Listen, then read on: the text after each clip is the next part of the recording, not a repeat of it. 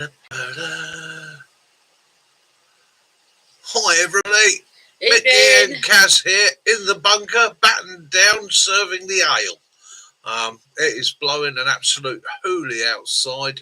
We're gusting 60 mile an hour at the moment from the southwest, which for us in southern England is probably about the worst direction. It tends to be a warm wind because it's coming either up from Europe or off the southern Atlantic, and it is, well, you might even hear it blowing a Got the hoolie. window open. Yeah. Just a little word of warning. About an hour ago, we did have a power cut. Yeah. So if we suddenly the power's gone again. Yeah. So we got all our torches and gear set up. We went straight into emergency plan 1, power failure. So the battery pack came out. Torches have been positioned around the house in positions where they would be. Lighters are, the tea lights are. All been put ready to go. So everything is where we need it, when we need it, if it goes out. Especially, as I've said before, in the one room everybody forgets when they have a power outage, and that's the loo. Doesn't need to be a bright light, but a nice, have an emergency light in the loo, because there's nothing more unsettling than trying to do your business in the pitch black with everything battering the side of the house. It can be quite unnerving. What I've got for the loo is it's a motion sensor light from Temu. Yeah, it's about £1.75, I think it was, and you recharge it on a USB, and that USB it lasts. I think if it's constant use, it's about 12 hours. So you can imagine it's not gonna.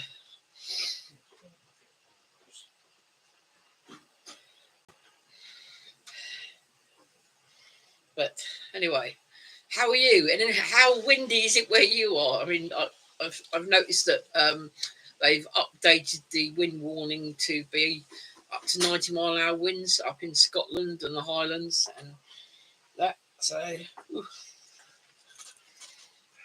yeah. So around the house we have these, which you can find on Amazon.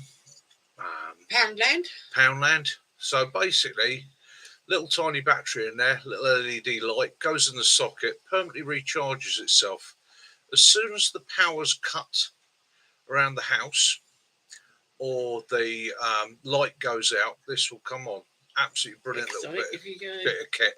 Yes, if it goes like that, the whole thing lights up. So we have it at night. We've got one at the top of the stairs. Hi, Phil. One down at the bottom of the stairs. Blowing a good, isn't it? Phil is literally 40 metres to my right. Virginia, how are you, mate? Yeah, wonderful. Good to see you. Hope it's all good Phil. Out there.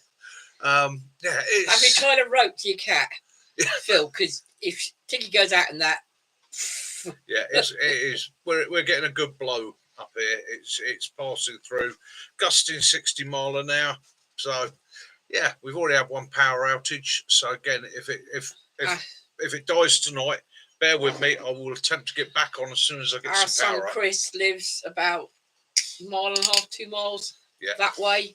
And when we went out, he went out as well. So it just shows it was the whole of Farnborough. It wasn't just a big one. A substation. Yeah, so there we go. And what do you do? This is what we all plan for. This is what we all prep for. This is what we're all geared up for. So as I've just said, we've gone to... Tracy's got a lantern out that we've got gone to the emergency box, got out all the various torches, lights and that, positioned them in the essential places around the house where we'll need them. Hence, notice I say, we'll need them. Mighty wet and windy in the woods today. I bet it was, Stealth. You're down in Wales, so you've been copping it pretty rough down there. You were in the yellow area. We're now in the yellow area, and you've been made red according to the Met Office. So yeah, gusting a good one down and there. And you survived the cows. Survived the cows. It's what can you do? It's weather's weather, isn't it? Yeah. Last week, bitterly cold, freezing conditions. This week, blowing a hooligan. Do excuse me whilst I do do a bit of admin whilst I'm sitting here. Question I got asked earlier this week: my knives. How do I clean my knives, especially when they've been working? I've been working with pine, sappy woods. things with a lot of resin in. Well, it's quite simple. Nail polish remover works well. Or get yourself some isopropyl rubbing alcohol, a little bit of tissue, and all you ever want to do is literally a little swipe down the blade, and that will bring your braids up like new, takes off wax, anything like that. Try not to get too much on and around the handle because obviously it's an alcohol base, especially if you've got a knife like that has a screwed handle, because it will also have a glue in there. It also has oils in that wood which are there to protect the wood. So if you hit it with rubbing alcohol, you're taking those oils out. But again, it only takes a couple of very careful swipes to clean them up. And it takes that resin straight off the steel, keeping it safe and clean, ready for your next use. So there you go. There's me not even showing it on the camera. I'll do it on the little more. There it goes. A bit of resin on that one. The light's not best here, but again, it's just a single wipe, and the blade comes up like new. Yeah, keep them clean. That resin, at the end of the day, people say, "Oh, it's not going to do a lot of harm." No, the resin itself won't do a lot of harm, but what will happen is stuff sticks to it. And you want a clean knife when it impairs the cutting edge. And the other thing you've always got to bear in mind, it's always worth bearing in mind, if you were, excuse me, put my head off camera, if you were to have an accident with your knife and give yourself a nasty slice, you want it to be clean. If it's a clean blade and you've got a clean slice, nothing to worry about too much. What you don't want to do is have a blade that is all gunked up, mucked up, slice yourself, nick yourself, no matter how small, and end up with an infection. That would not be your happy place to be. Ian, I bet it is blowing a hoolie down there where you are.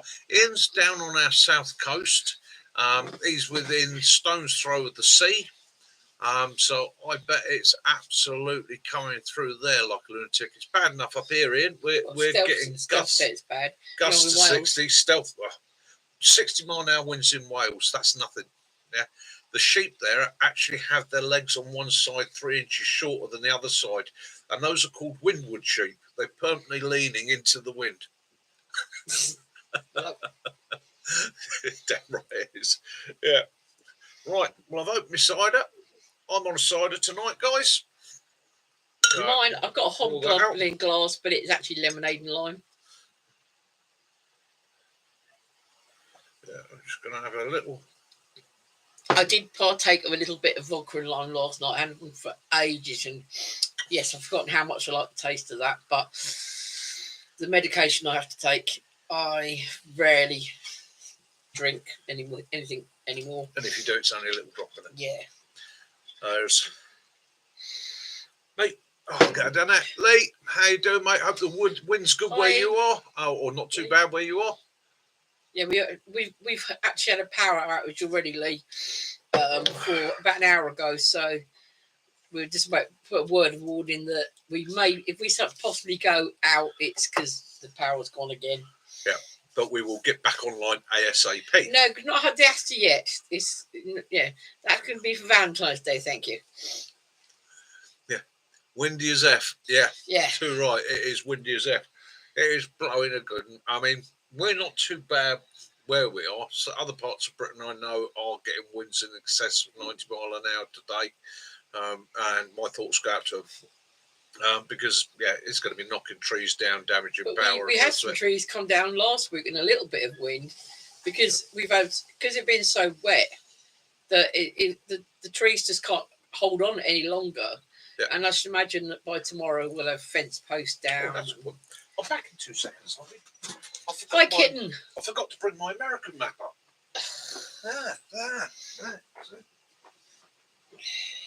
Watch out, because Willow's going down with you. Yes, we're actually sitting here at the moment with the window open, and yeah, it's definitely blowing a good one out there. So how's everyone's weekend been? You've been staying in the warm? It's weird to have it actually at 12 degrees again, because we were used to having it like 0 degrees and up to 4 or 5. Come on, little Reuben. Come on, Richie. Good boy. Welcome. Hello. Come on.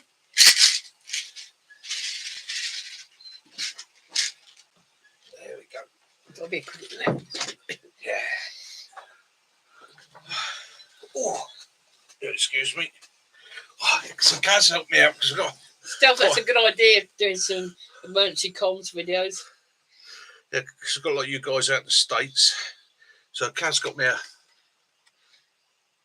nice little map. I was hoping to get a bit bigger, but So I've got an idea of where everybody is now. So I know where Portland is and that. I know where St. Louis is. West Virginia or Virginia Bushcrafter. So let's have a look. Virginia. Found Pennsylvania. Virginia. Okie dokie. It's not the best detailed map. In fact, I'm only showing Roanoke, Richmond, evening, Mac. and Winston in Virginia. But yeah, see, you're on the Appalachian, or you've got the Appalachian Mountains running through there. Sounds stunning. But What's Lee, up don't there? you think in like here they're like the Living Dead? It's like So- being on a set of The Walking Dead. It's yeah. Let's plan this trip out. Portland, down there, Idaho, Wyoming, Colorado, Kansas, Missouri, Kentucky, Mac, we've already had power cut across about an the hour ago. Appalachian Mountains, across to Virginia. Yeah, I think I can get you all in a couple of days. Yeah, so yeah. So,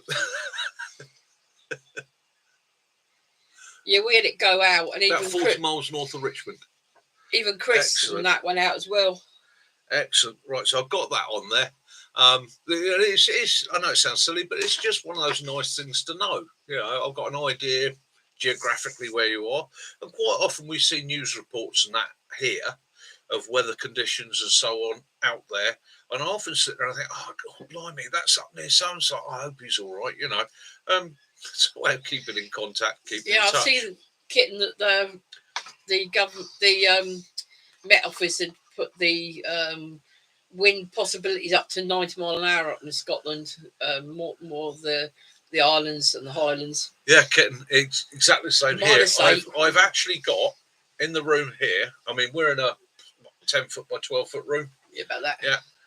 I've got all the windows open this side to the outside, and I've actually got a fan going that side. We're at about 18, 19 degrees here ourselves. Temperature shot up, like you say, last night. We were down at -8s, -9s. And then today, that's it. And that southerly wind, that's bringing warm air with it. So, yeah, it's a real swing. I believe it's in is it Dumfries? Dumfries. Yeah. Right. Let's get this down me.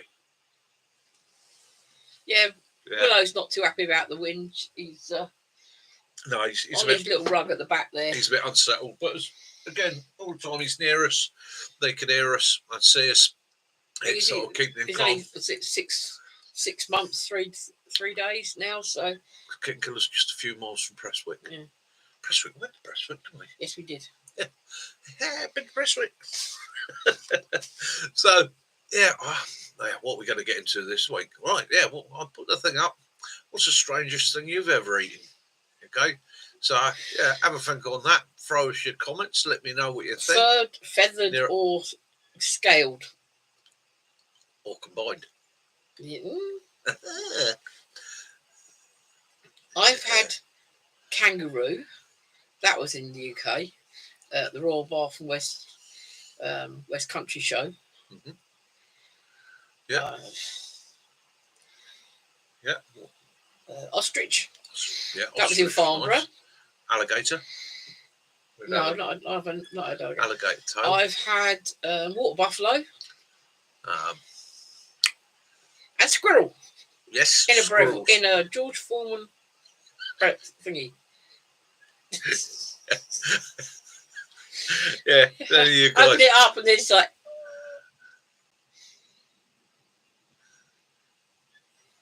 -10, Mac. Bloody hell. Fucking hell. Ooh. Haggis. Oh, I love haggis. Oh, I love haggis. Stealth, there's an interesting thing for you. Say, yeah, haggis. Do you know what? So it's haggis in Scotland, and a very, very similar recipe down in the West Country. It's faggots. And as you move up and down the country, faggots go from dry faggots to wet faggots. Which is, I know it's going to be making my American fans giggle. But basically, a faggot, a haggis, it's a way of using the offal and local grain and resources, poor man's food. Oh, crocodile curry. Yeah, son had alligator tail when he went to Florida. Yeah, I've tried alligator tail. I quite like that.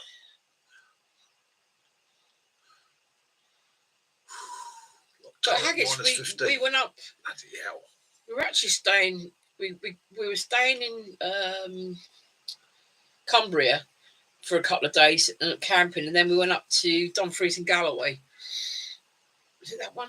Then we went out and we went to a little chip shop. No, went to this little shop. Yeah. And it was a chip shop, but at the back end, it was like a. No, the chip shop was at the back end. Yeah. The front of the shop was all like a normal shop, tobacco, jars of coffee, and things like that. And she was doing sliced haggis, deep fried, and she got it from the local butchers. So we just bought a small portion. We were actually fighting over it in the car. Bought it to try, basically, because my lad had never had it. So we were like, yeah, go on, we'll give it a go. And yeah, he's fallen in love with it. Bombay duck, which is not duck, eaten sheep's eyes, fried crickets dipped in honey. Oh, yeah, deep fried crickets. You know, a lot of people moan about insects, but I tell you what, don't knock it. You ain't tried it. Brilliant source of protein. I think it was, but it was quite bizarre because you see the sign on the outside. He walked in, it's like, okay, this is like chocolate bars here and everything. There you go. As Mac was saying, where he's from the gateway to the Highlands, so huge valley. So they're really getting clobbered with this weather. Just like, I mean, we're moaning down here at -8, -9, and they're getting -18s, -9s up there, and then they've got the wind on top, all the snow. And as Max told me in the past, we get snow down here. It's gone in a day or two. Up there, if it's some of the valleys, it's there in April, June. So, yeah, can be quite severe. Very good, Ian. We don't know what hurt you. Yeah, Jace has said that to me a couple of times before now. What's in that, Jace? Yeah, if you don't know, it won't hurt you. Yeah. Do you like the taste of it? Well, it's good then. Yeah.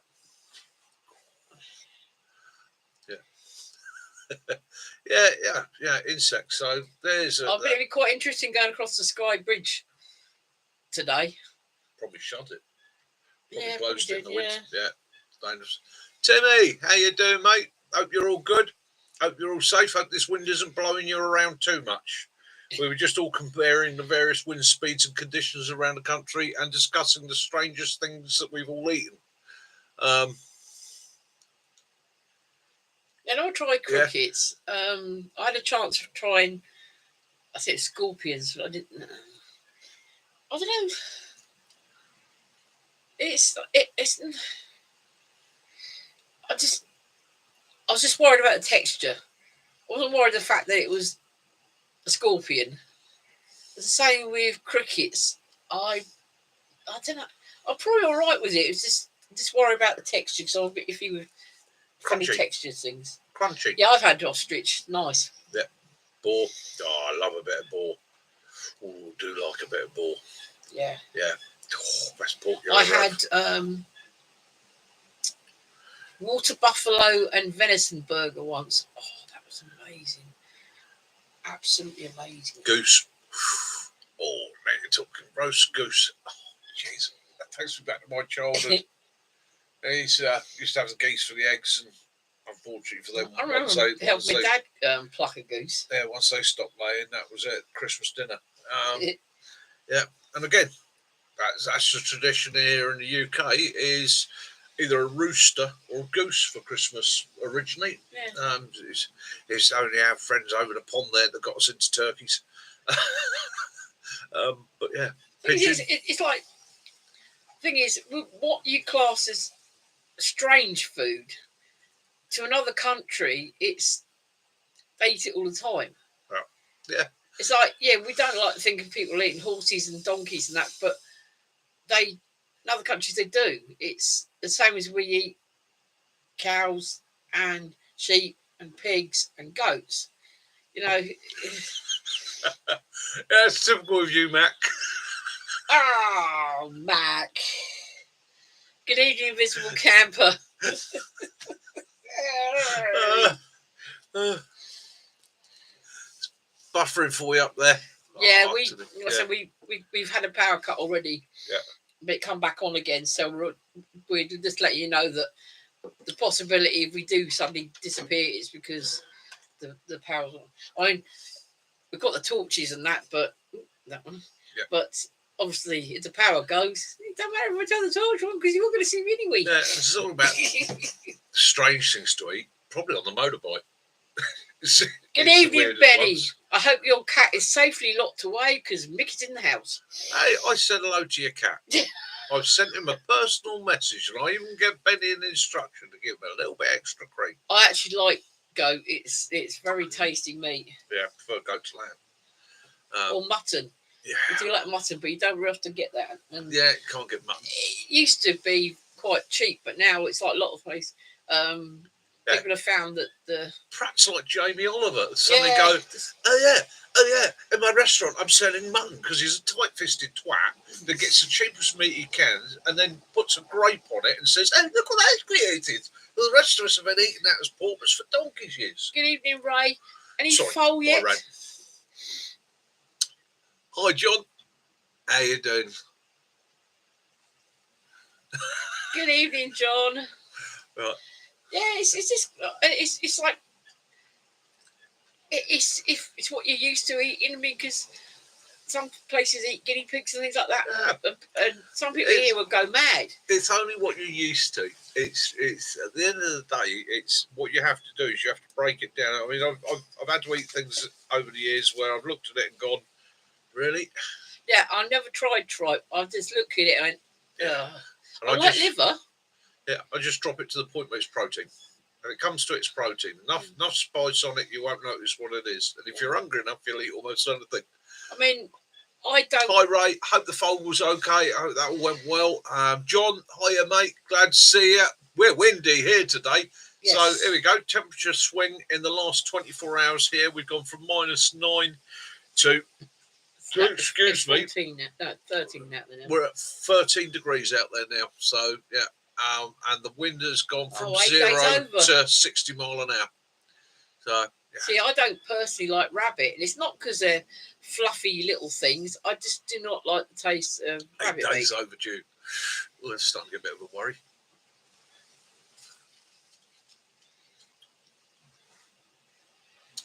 Yeah. So again, it's what you use. A lot of the salami's made of donkey, aren't they? Yeah, it's what you used to. Well, we have whale salami. Yeah, we have whale. Derek.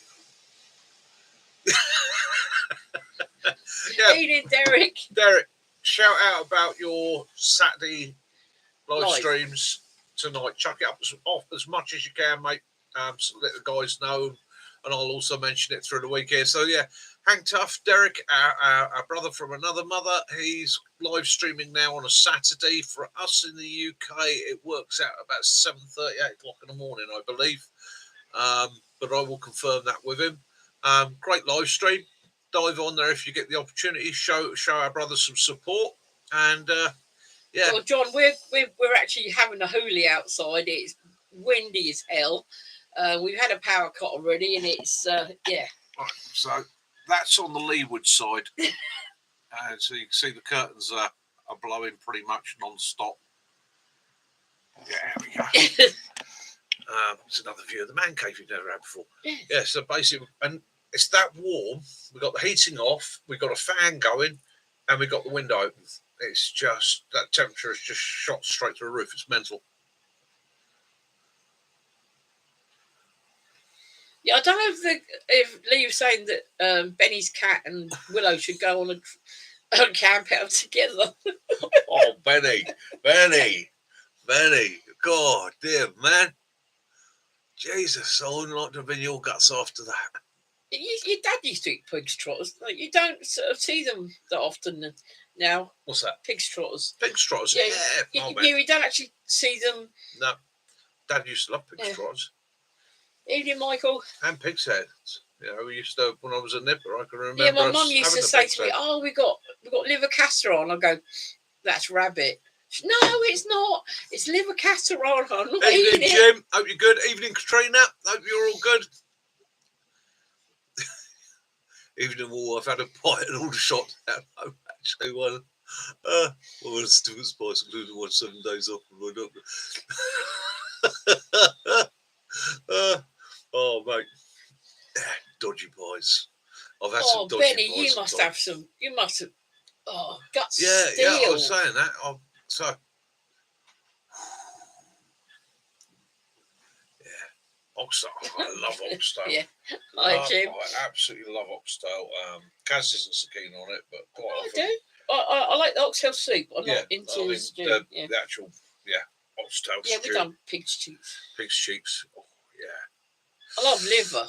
Organ meats, really, no problem with organ meats. Any liver with bacon. Liver, fried kidneys, onions. heart, lights. Yeah, I'll eat pretty much out of it. The only things I'm not keen on from, or I won't process and eat from any animal, is the brain and spinal cord. They tend to get used for other processes like tanning if I'm going to do anything. But yeah, I'll eat anything. Katrina, I'll let you know, my love. Yeah, about that. You know, and I'm not so keen on like stuffed heart. I'm not overly keen on. I find that a bit chewy. But what I'll do with that is I'll chop that up fine. I'll mix that with some liver. I'll mix that with some stuffing mix. I'll bake that with a couple of eggs. I agree with you. That is the food of the gods because I absolutely love it. Lamb neck, yeah. Yes. Yeah, like a bit of lamb neck. We often roll it and with stuffing. Oh. Yeah. Nice cheap cut that. Lamb's probably one of the most expensive meats in the UK at the moment. But you can still get lamb neck reasonably well. Tripe, yeah, don't mind tripe as long as it's cooked in something. I've cold, what we used to call cold clean tripe, which basically is boiled to death and then served cold. My grandfather used to eat it because he was from Paddington. Whelks. Whelks, mate. We used to do a recipe. We used to get liver, kidney and heart and finally blend them, and we used to add that to a packet of stuffing mix, 2 eggs, and then we get a metal one of those metal trays, put the streaky bacon out, put the mixture into the centre and then wrap it in the bacon and cook it so it's like a meatloaf done in bacon. Basically it's a faggot. Yeah, it's really cheap but really goes a long way. Yeah, cheap and simple faggot. You know, absolutely lovely. Oh, mate, no. Oh, Benny, it's MOT's pain in the arse. What it fell on, mate? Anything serious? Or is it just the usual, oh, mate, no, that's a little bit wonky or that's a little bit wobbly? You can always borrow me a mobility scooter, Benny, but no wheel spinning in that, please. Yeah. Midges, max eating midges. Yes. Yeah, and a few of them one time. Yeah. If actually saying that, getting back to the motorbike, I've eaten things on the motorbike and I didn't even know what they were. Along at 90 mile an hour. I tell butterflies stick in your throat.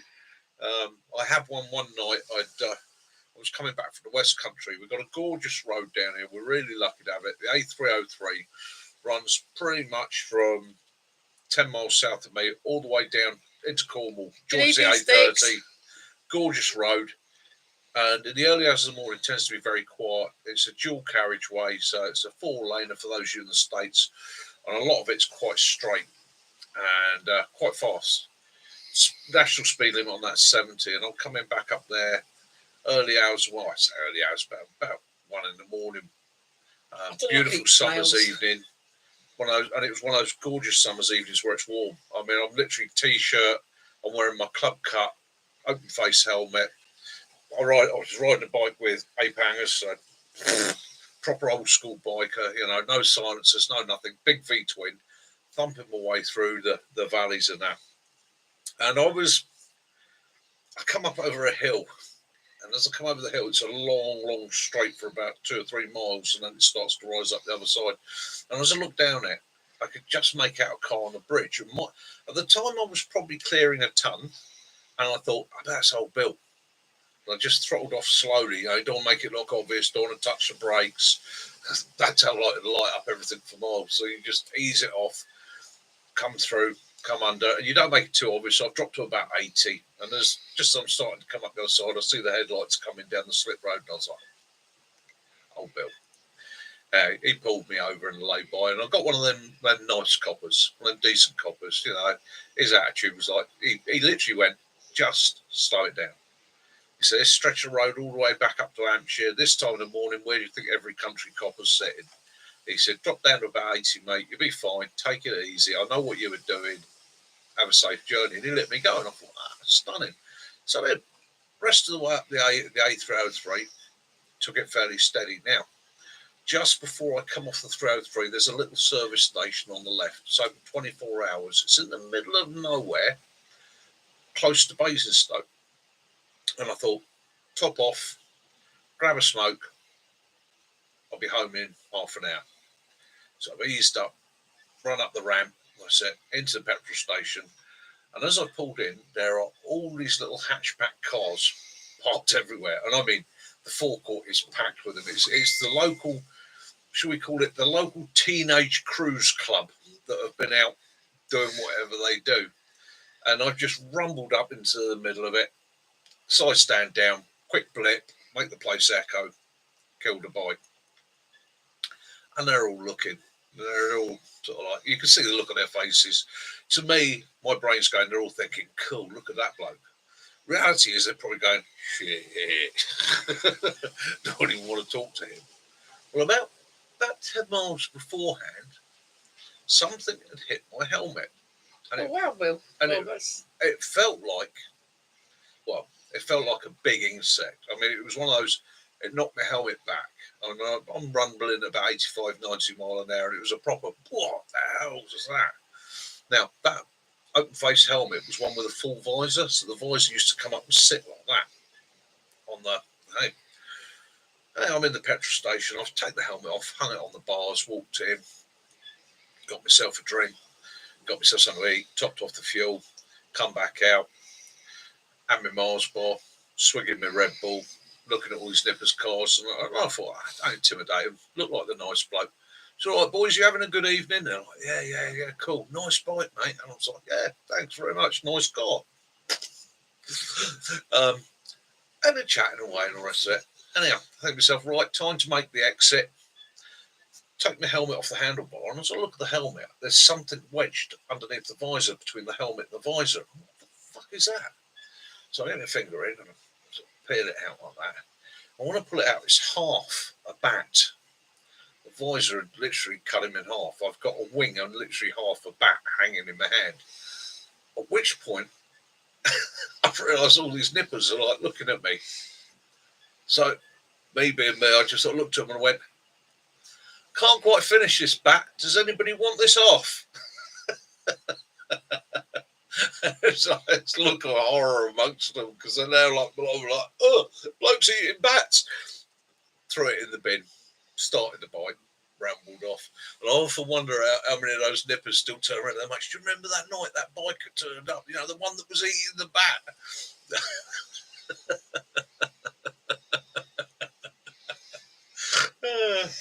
Yeah, I felt terrible, in all honesty. I felt absolutely gutted. I can even tell you the species of the bat is a pipistrelle, one of the smallest bats in the UK. It's a dinky little thing, no harm to anybody, and poor little bugger had just been wiped out by my visor, and I was absolutely gutted. That's Tilt it forward slightly. Yeah, that's my one. That's my big one.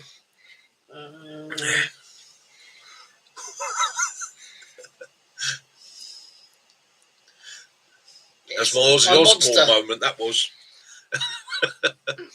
Proper Ozzy Osbourne moment. Oh, nice.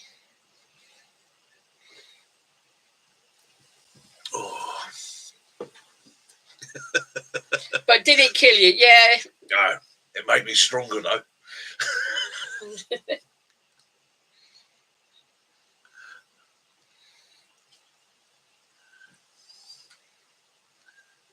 Oh dear, Derek. Derek, that's why guys like me always had a sissy bar. Once you've captured one, you don't want to lose it. Good evening, BJ. Nice to see you. Hi, BJ. Hope you're good.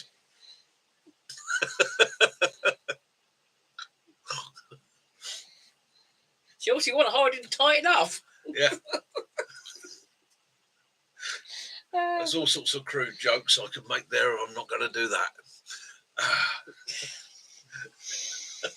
So, right, hang on. Whilst we're there, whereabouts in the United States is BJ? I'm asking. BJ, where are you in the States, mate? I'm sorry. What I'm doing? It's got a map. I'm marking my map. And then let's see. I've got Mr. D's there. I got John is down there. That's John. Virginia is there.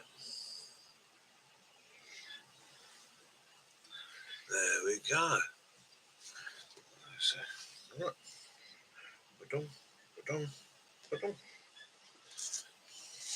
So got, what you got in your... He's got one of your wood chips in his mouth. Yeah, the dog's eating fat wood. I It's a fat lunatic. wood now. Alabama. Oh, down there. Roughly whereabouts in Alabama? My little map here, I've got Birmingham, Anniston, Montgomery, Huntsville, and Dothan on it.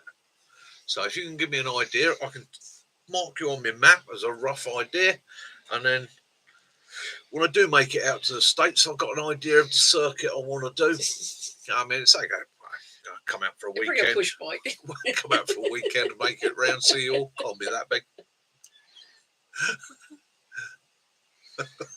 Sweet Home. Yeah. Excellent song. Sweet Home Alabama. Yeah.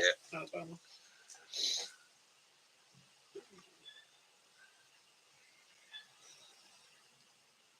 Hayden.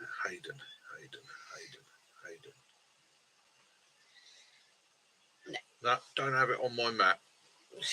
What I'm going to do for you, BJ, I'm going to sling a little cross right in the middle of Alabama, and I'll put a BJ on that. There we go. And that's it. Yeah, again. So if I do make it out of the States, I'm planning my little routes, and yeah, you never know. You never know. If I can make it out for a month and hire a motorhome, fly out to the furthest one first, which is going to be Derek, have a week with Derek, then kidnap him and go for the... a week? No, I'll go have a week with Derek, and then that gives me 3 weeks to get around the rest of the country, because me and Derek have got a secret plan anyhow. So that means I'm going to have to do your lives for you. Yeah, you'll have to do my lives for me. Your channel won't be the same again. Nice. Yeah, that's where you were sending us the pictures from, John. That looked absolutely beautiful. Absolutely stunning. You know, so it'd be like Mick does the US of A. Mac, I know it's going to come. Is it like Debbie does Dallas? No, because I'll keep my undies on. How much have I Not too much. No, it'd be nice to get over there. Nice to get over there and have a bit of an adventure. Ooh. Sticks outdoors. Get lost. I'm not ready.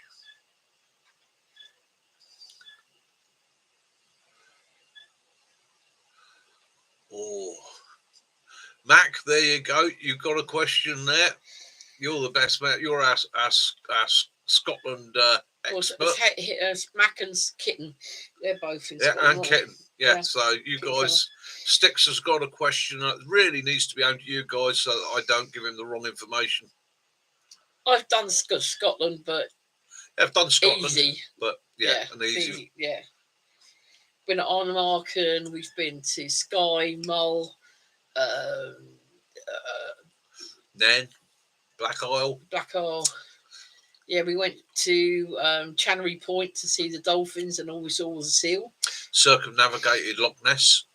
Yes. Got booted out the visitor centre. Banned. Drink. I remember somebody else said somebody once. When I'm up in Scotland, we're going to be on the West Galloway Coast. Forest, beautiful. What's the best way of dealing with the midges? And the guy just went, West Peak. Sticks, you'll love. Invisible campers in the Galloway. north of Scotland, brilliant. So, we got plenty of you guys up in Scotland. Yeah, that's fantastic. In the Galloway Forest, and they got a red kite feeding centre up there. Yeah. An eagle feed. I can't remember. Yeah. Yeah, Derek's daughter Lindsay, she's about to move to Arizona, so she's on the move. Parking lot fight. Yeah, I keep forgetting we've got quite a few people in Scotland. We've got Scotland, Wales. We've got Ireland. Yeah. We've got covered as well. Yeah. We've got we're sort of getting. We get to get Devonshire. Yeah. So I'm thinking about me and Derek. Okay, when I do get out there, we'll do that urban video we were talking about, Derek. Where we're going to do an urban video. So instead of actually dealing with an urban environment, we're going to show you how to take over an urban environment. Yeah. When it comes to an SHTF situation, don't make your way through the town, own the town. Oh, blimey. So the curtains went a bit wee. Do excuse me, that was a bit of a gust.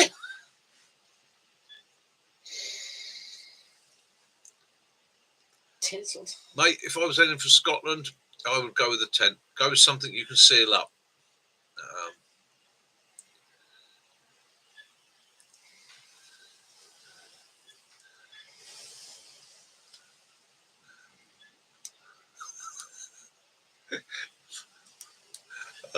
Benny, which half? Top half or bottom half, mate? Yeah.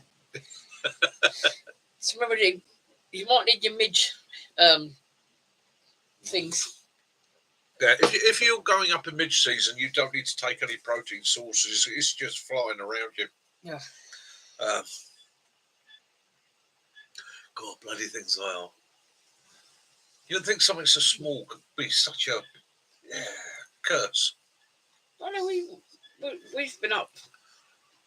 We've been lucky. We've been to Skye, and it's been October, and it's been quite warm, wasn't it? Hi, Martin. How you doing, mate? Hope you're all good. I bet it's blowing Martin. down there. Happy New Year. Yeah, Happy New Year to you, mate.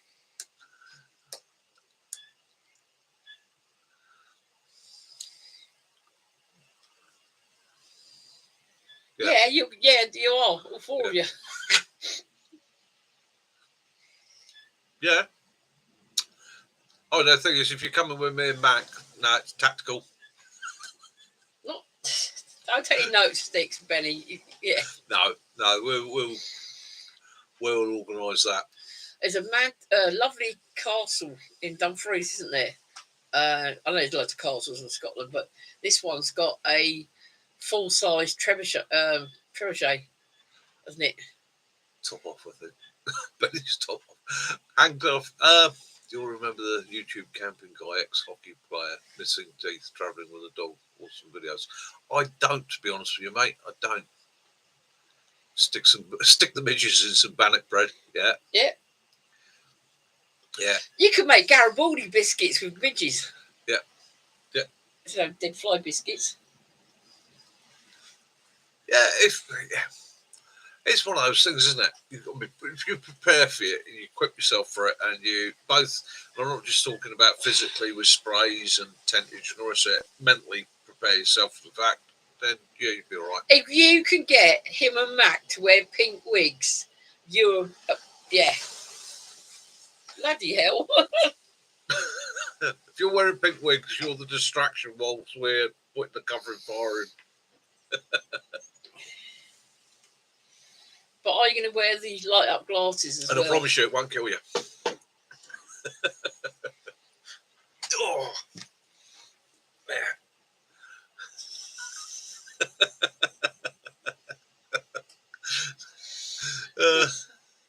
Yeah, you always. Yeah. Yeah. As not seen in the Daily Mirror. Yeah. Lee Michael bought a mozzie suit. Blimey, that must have taken hours to sew all them little mozzies together. Read the rest of it. Did not completely work, but helped. I'm sorry. I'm in one of those moods tonight. I do apologise, everybody. Occasionally, I don't know whether it's the meds or the cider, but I have a moment where I find everything hard to take serious. Might even be the fact that spring's on its way. It's blowing past at about 60 miles an hour. Yeah. But there are times when I don't know, stupidity comes upon me, and I do apologise. It's just I can't help it. I got one of those brains at the moment. So me and Mac are out this week. We have a wander down the canal. Just a gentle walk down the canal. We're going to go down and have a look at or revisit some of the old defences and that down there. Also have a look, see how nature's doing. That there's a lot of pubs down a lot of our canals around here. Could be. It could be also that we're spotting fish. Okay.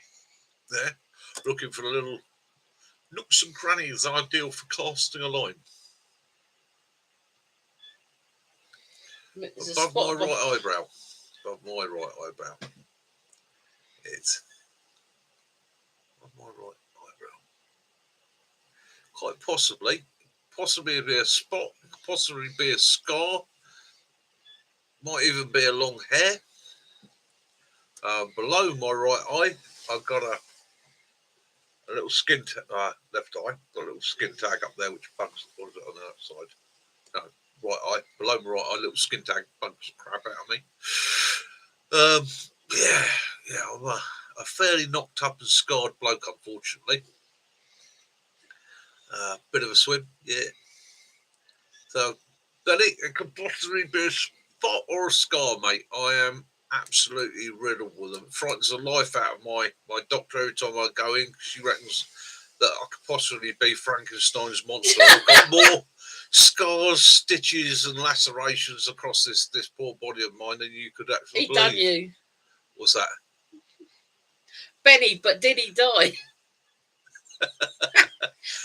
You should. When he saw Benny. When he saw your video, your cat earlier, I thought he was gonna wet himself.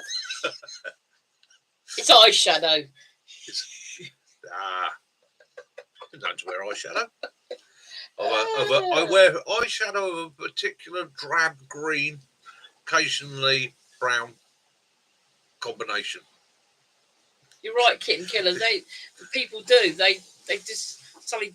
It's like we noticed that a lot of the YouTube video at the moment. What's that place in Wales where they go on that top bit? That's really everyone's started. Crib Gock. Everyone's doing that, and it seems that they sort of one person does something while camping in Scotland and that, and then they all decide they're going to do it. And that's the only downside with YouTube, unfortunately. Right, so definitely, John. Let me now upset possibly YouTube and possibly a lot of big channels. Okay, all channels with a lot of views. I'll put this out to you. Okay, there's those people that have their outdoors adventures, do bushcraft, prepping, survival, and all the rest of it, and do it because they have a genuine love of it and because they're sick and tired of idiots. Then they're the idiots that watched an experienced climber do something like Crib Gock, right, which is a very dangerous climb, okay, rising up to Snowdon, and then go, do you know what? I'm going to do it barefoot. I'm going to do it barefoot or in my underpants. That's going to get the views. And they've no experience of climbing, and they go out and they do it. And of course, yeah, they do get the views because their little fan base follows them everywhere, and they get 1 million views He off said it. get bloke, But then get blows that off it, leads didn't he? to other people going, oh, I'll do the same thing. And then all of a sudden it becomes a big thing to do. Applecross Pass up in, Applecross Pass up in Scotland there, right? I did that, or no, I haven't done that. I did the pretty much Northwest 500 with the exception of that 13 years ago in a Land Rover, right? Up there on a holiday. So we went out, we had our adventures and the rest of it. Not an issue at all. Hardly saw anybody in a camper van. The problem is now everybody wants to get the views. So everybody wants the views of their tatty old van going up that hill in first gear after already passing a sign that says not suitable for those sort of vehicles, without a fuck towards who they upset, the difficulties they cause, or the fact that they're just being a nuisance. And it's the same thing with us guys. Pretty much we do our thing, we show it, we try to be responsible, we try to be sensible about it, and we do it because we've got genuine love of it. But every now and again, there's somebody who turns up. You do firelighting with Fatwood. I'm going to do firelighting with Fatwood. With my tits out, using my nipples to strike the ferro rod. Right? Because that'll get 1 million views with absolutely no idea. Sorry about my husband's clickbait then. Yeah, no idea at all. Either what they're doing, why they're doing it, how they're doing it, or the people they'll put at risk. And that's why me and Mac started up the Hampshire Hog Hunters. That's on Facebook, and that's a place to go for advice. It's bushcraft. Bushcraft, wild camping, survival. Yeah, but it's not called the Hampshire Hog Hunters. Max changed it. It's changed, is it? Yeah. Right, okay, well, I'll get the details for that, or get Mac to put it up. But that's what we've done there, is because, again, I mean, if I had 44 double Ds, I would probably be able to draw 1 million views myself, but it wouldn't be ethical. Friends only for me.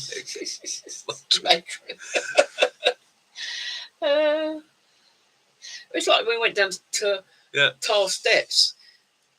For those who don't know, it's in Devon, and it's just like a stone pathway, isn't it? Yeah. That goes over a river. Yeah. And we went through that, but the world and their mother want to do it now. Beauty marks, no character and some dodgy decisions. No, mostly incoming, to be honest with you.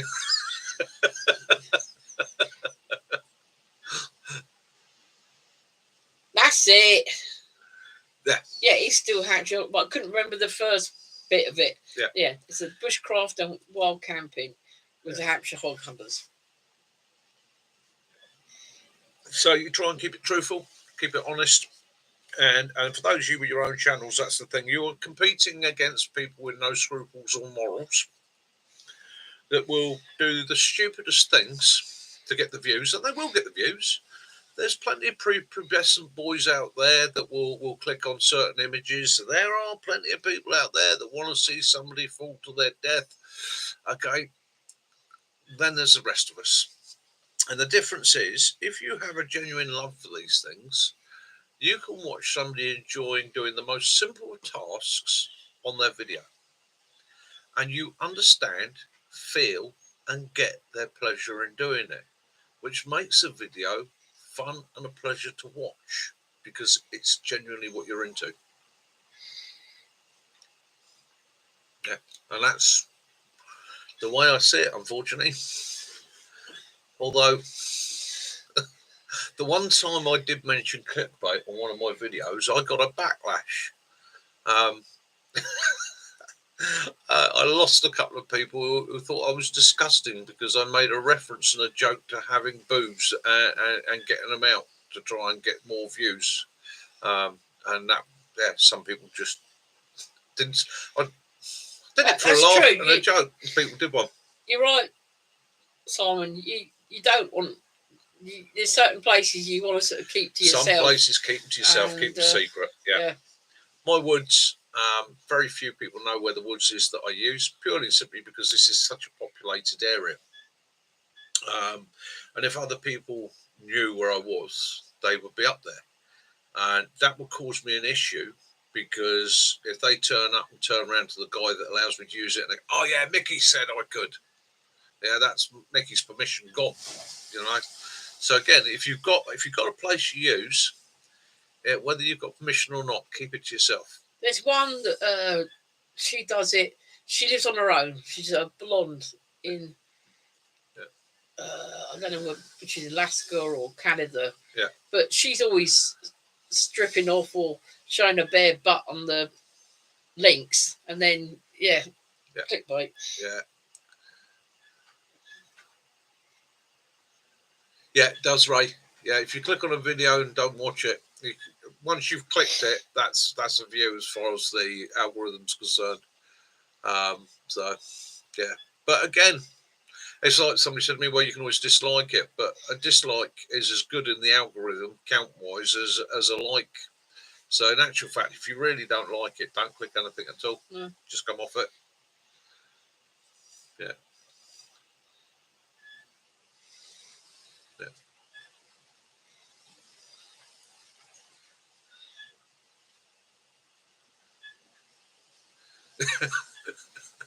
The Russian YouTube, naked chicks doing bushcraft alone for 37 days with no oxygen. Oh, look, me clothes fell off. Yeah, I've seen some of them, and I would say lack of oxygen, brain starved, definitely.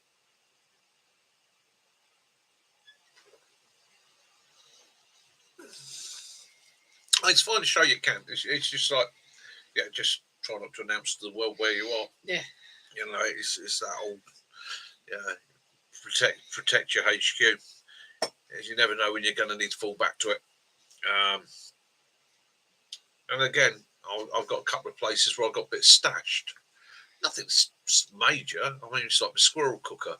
You know, I made What did it say then? Made a squirrel cooker in the forge, took it out to one of my sites, used it a couple of times there, and I've stashed it away. It's there.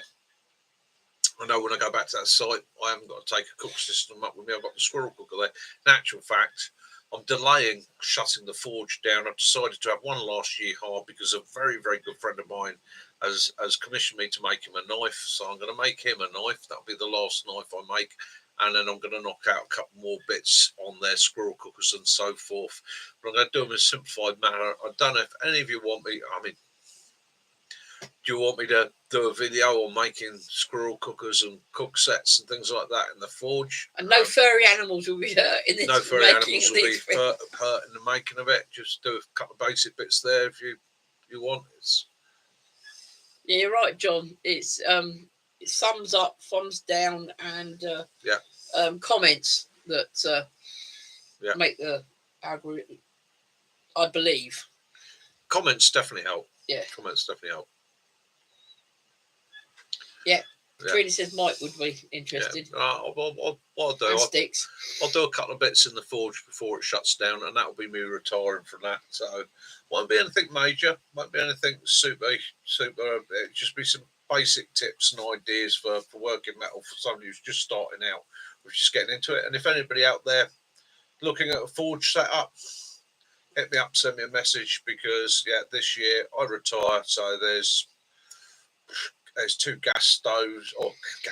2 gas forges, there's an anvil, there's the tools that go with it, band saws and all that sort of thing. That's all going to be going as a one-up. So he's got one of the squirrel cookers he made me. It's got the mesh top, and to hold it underneath, he's made it with 2 horseshoes. So it's really nice and stable, isn't it? Doesn't matter what you put on it, it stays flat.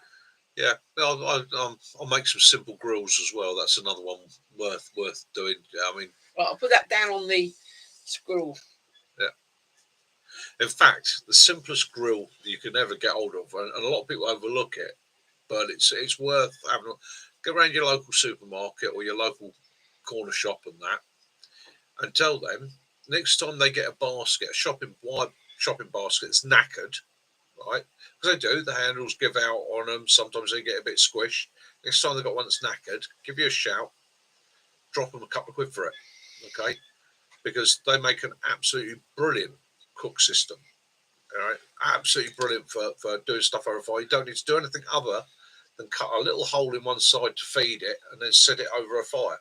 And you can use that. The only thing I will say to you, in a lot of cases, they will either be chromium plated, in which case nothing to worry about, or zinc plated. If it is zinc plated, what you want to do is put it under a good fire, get it good and hot, and keep it burning for about 30 minutes. Okay, you want to stay upwind of that because you can get something called zinc poisoning, or you will get zinc poisoning if you breathe fumes off of any metal that contains zinc that you heat up. Okay, it feels like influenza will make you very, very ill for several days. And there is nothing you can do about it. Once you got it, you got it. You just got to rest it out, plenty of fluids, but it will make you feel bad. So if you get upwind of it, superheat it, burn the zinc off, and it does burn off quite easily, and then safe to use. That's right. Anything like that. People throw the if you throw an old cooker out, you got the grill for toast in the toaster grill. They make grill pans, or even the shelves in the cook ovens, or cooling racks. Cooling in like the flat baking trays. Though you saw the last video Mick did out in the woods, he put the fire on it. Yeah, that's another thing. If Kaz has got a baking tray and she goes, all right, that one's done, it's had it. Normally it goes up the woods with me, or I get put in one of my stash points. Again, because a lot of where I'm lighting fires, and it's the reason that I'm always using the fire or the fire pit up the woods, is that woods up there is beech woods, and it's an ancient woodland, and that peak goes down for a good foot and a half before it hits the sand. And if I get a spark into that peat and it runs away, it could be 6 months before it actually ignites.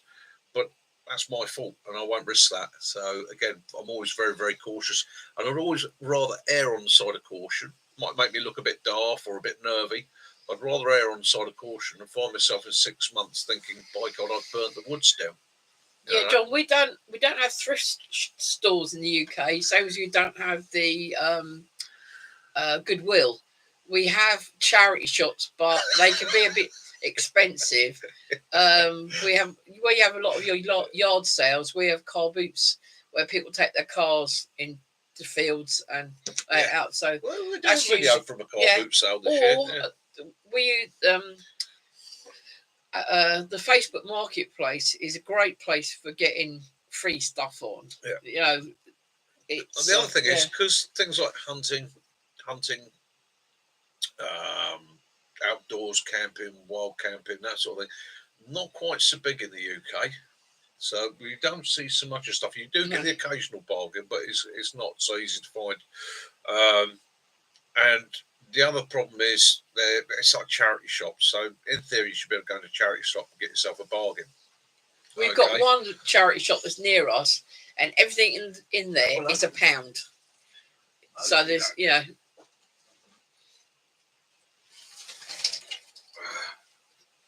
that was a good thing. Local charity shop by.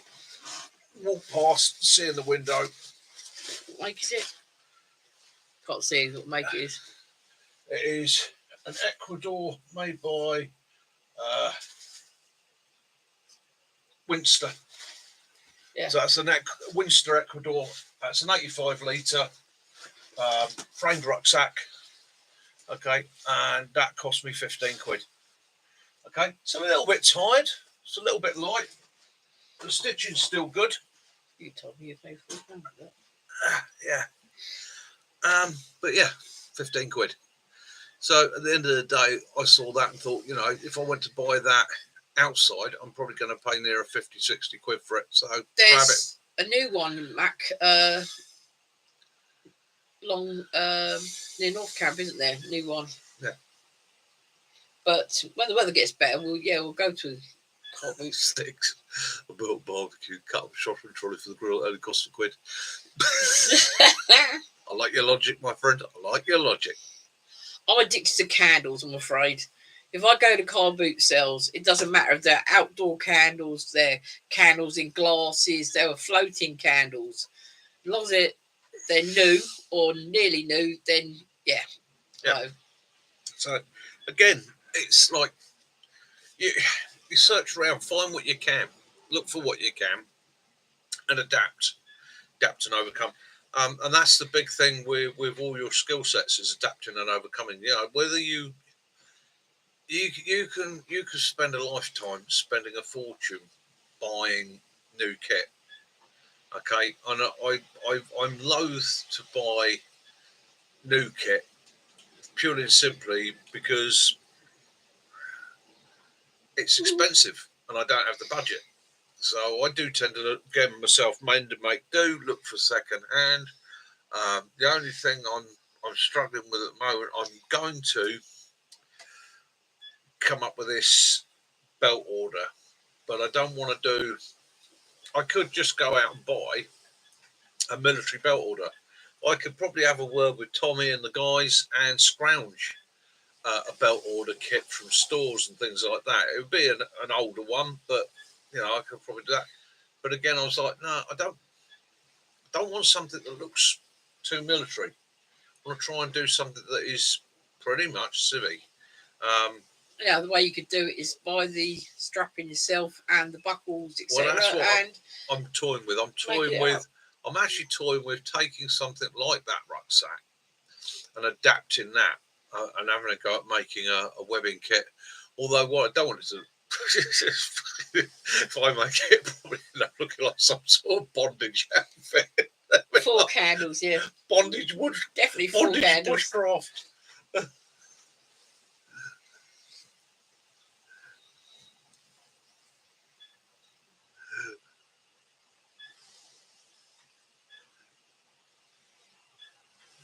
Oh yeah, definitely. You could do a leather one. Leather belt order. You took your boy. We took Yeah. the boys Yeah. out. They were also in the Army Cadets as well. From 12, I think they were. They went to My Army boys Cadets. were very, very lucky, and they know it. So bear in mind the job Mac, I did. you given swimming lessons, didn't you, Mac? Yeah. Bear in mind the job I did. My boys at one point were their weekends were taken under the wing. We had a unit that was an instructing unit, so basically they taught instructors within the military. And my lads were coming with me at the weekend, obviously kept off the ranges, kept with me, safe, and all the rest of it, apply all the rules and regulations. And then one day, because they're Army Cadets, one of the guys says to them, I'll tell you what, can I nick your lad for 10 minutes, come over with us, and then what I can do is I can get my guys to instruct him. And if they can teach your lad, then I know they've picked the skills up. And that was it. My son almost got seconded for about 3 months. Daniel, yeah. 3 months it was. Every Saturday and Sunday, he was in work with me with this military training wing, basically assisted. And he become proficient with, well, I won't say what, but he become proficient with pretty much everything. And he was having the time of his life because it was it. He was off at the cookhouse at lunchtime. He thoroughly enjoyed it, gave him a great insight, and he desperately wanted to join the army when he was a young lad, when he left school. But he damaged his shoulder in a fall, didn't he? Yeah, and about Mac will remember the day. Dan fell off the rope swing and dropped about 20 feet, landed on his back.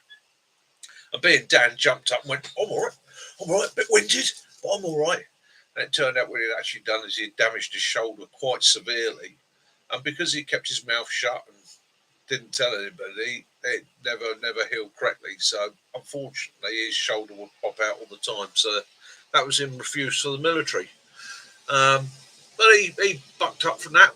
Went, right, well, if I can't go into the army, I'm going into farming, which is what he did. Went off to agricultural college and learnt farming skills. Yeah, it's funny to say it, Stitch. When me and my sister were younger, we're the ones when we used to go to the farm, we're the ones that used to be climbing around in the mud and things like that. And my brother was not, he didn't mind going fishing and that, but he wasn't interested in bushcrafty things.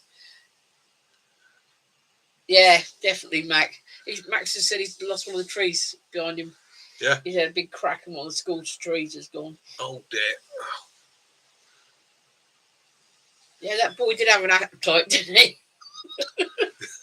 Oh, yeah. My youngest lad, Dan, He was one of those nippers. He could eat and eat and eat and eat, but he never put an ounce on, did he? He was just an absolute racing snake. Sort of racing snake. He just literally, fill him up with food and away you go. He used to, when he was about 12. Derek, do we have pictures of the boys when they were younger? I've got some probably in our room underneath the. I'd have to. Oh, in actual fact, yeah. You keep chatting for a second. I might. What was I going to say? Yeah, Dan used to do cooking. He put one of the Don Mio pizzas in, and while that was cooking, he'd have 4 slices of bread with a whole tin of baked beans on it to keep him going.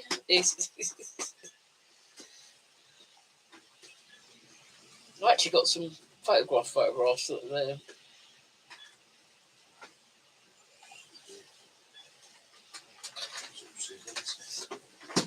Oh God! What do you say? What young pictures or older pictures? Pictures when they were young.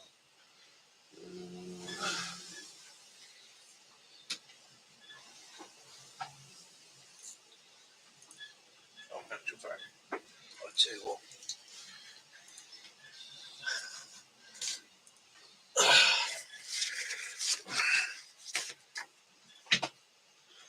Let's see what we got here.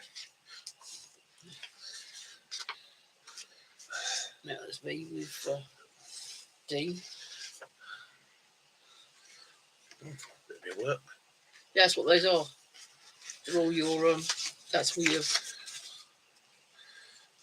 fox and your thingy ones.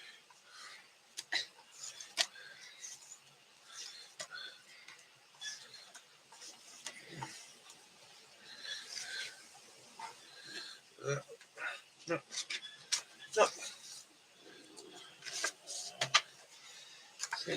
Just an idea of some of the things I do in the forge.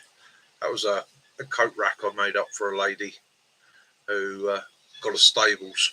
She wanted a simple coat rack made up with horseshoes. So I did that for her. Any of you into Land Rovers? That was by Freelander. What else have we made? iPhone holder. Any of you that follow Farmer P? That was the frog that I sent him down. Made a frog up out of horseshoes. Notice there's a theme there, horseshoes. Couple more coat hangers made up for people. That was can't really see it there, but that was a fire set I made up for somebody. Made all the steel work and that was actually, that dismounts, so you see the feet on it. All the legs unscrew, come out, so that makes a swing out fire pit grill system that you can take apart, carry around with you, complete with all the little pot hangers straight from medieval England, and all the little tools and bits and pieces. So yeah, it's blacksmithing was quite a big thing for me. It was a release at a time when I needed it. It was a great skill. It was something I had a great time doing. Unfortunately, it's a young man's game, and the arthritis now, if I'm working the hammers, basically it just destroys my wrists and my hands for days and days and days. And on the advice of the doctor, she said, look, you're not doing yourself any favours. Pack it up. It's that light of yours, that's it. Yeah. If you tilt it at an angle. I did tilt it, but it's that way. It's the light is shining onto it, that's why. That way. No,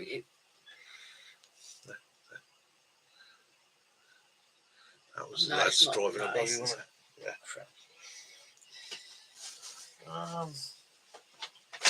Damn. It's because I had to sort out the other. What I'll do, I'll dig out some pictures, some images. My 2 lads, very proud of them both. I mean, Chris is now, he's a father himself, and Dan's away in Prague with my daughter-in-law. He teaches English to people in the Czech Republic, and they're both having a great life, based on the simple fact that we told them go and have a good life, enjoy yourselves. Taught them everything we could, never forced it on them. Both my boys at any time, my attitude was if they weren't interested, they weren't interested.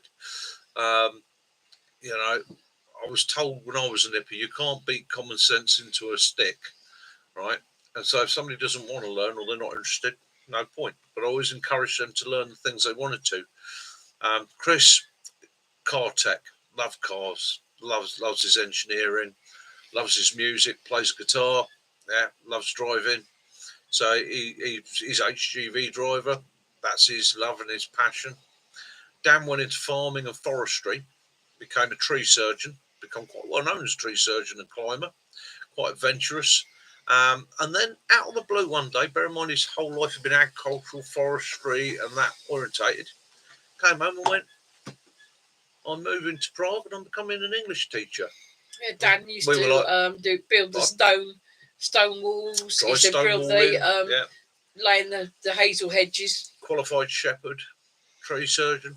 And then one day just come home. He'd been doing it for 15, nearly 20 years now. Yeah, nearly 20 years. And he'd come home and said, Dad, back kills me in the winter now. Aches and pains. He said, I'm moving to Czech Republic with Tessie and I'm becoming an English teacher. And I said, well, that's a big change. And he went, well, I've been studying now for a year and a half. And I've got another year to go to get all my qualifications, degrees, and all the rest of it that I need. And he said, and off I go. So, yeah, good on him. You know, saw the goal he wanted, focus, went for it. So Chris is a petrol head. Yeah, Chris is an out petrol head. Yeah, yeah, and both the boys shoot and been brought up shooting with the respect for firearms and that. Chris still he likes to do clay pigeon shooting. Although when he went out to the States a few years back for a long holiday, went down to Florida, I think it was, wasn't it? Yeah. And popped into a gun range down there, booked a day for him and his wife to go and do a bit of shooting and that. And the guy came in and won them, and then within about 10 minutes went, you don't need me here. Off you go, and left him to it. Yeah. A lot of our friends have already got grandkids, and when they come, like Christopher came round with a tube each for us to pop to see with a little boy, a little girl. But she's brilliant. And Annabella is an outside. She's like Mac's granddaughter Flo. Yeah. They got no fear, and they're adventurous, and they know their own mind. 6 or 7 years, you're going to have Mick, Mac, Flo, and Bella up the woods, wild camping, and we'll be passing on our skills to them. And they're both bright, adventurous little souls. It's going to be a giggle. It's they're looking forward to passing on the skills. And I will say one of the greatest moments in my life was the phone call from my son to say, right, you're now officially a granddad, you've got a granddaughter. Oh, yeah, that was a thrill. That was a buzz. Out of all the things I've achieved in my life, yeah, that was a magical moment. Really was, wasn't it? Yeah. I still get teary about it now. Oh, yeah, didn't pass it on to her. Yeah. And again, that's what this is all about, isn't it? I'm trying to save the bits and pieces I know. So I had to look down because the dog's down there and I'm on a chair with wheels, so I didn't want him yelping. I try to pass on the skills I've got, not primarily for my granddaughter, but also share them with the world. My attitude as somebody that's been an instructor for years is anything I can share, anything I can impart, anything I can enthuse. If there's one young person out there watches one of my videos and that sparks that interest and love in them, that'll do me. That will absolutely make my day, because that's what it's about. It's just that sharing. And I've met so many people now through the channel and made so many friends, and I class every single subscriber as a friend, and everybody that's ever made a comment as a friend, that It's amazing. Yeah, like Benny, and I- remember to get therapy for that cat. yeah. He's tired. He's Benny, going. take it easy, brother. Take it easy. Be safe working underneath that motor of yours.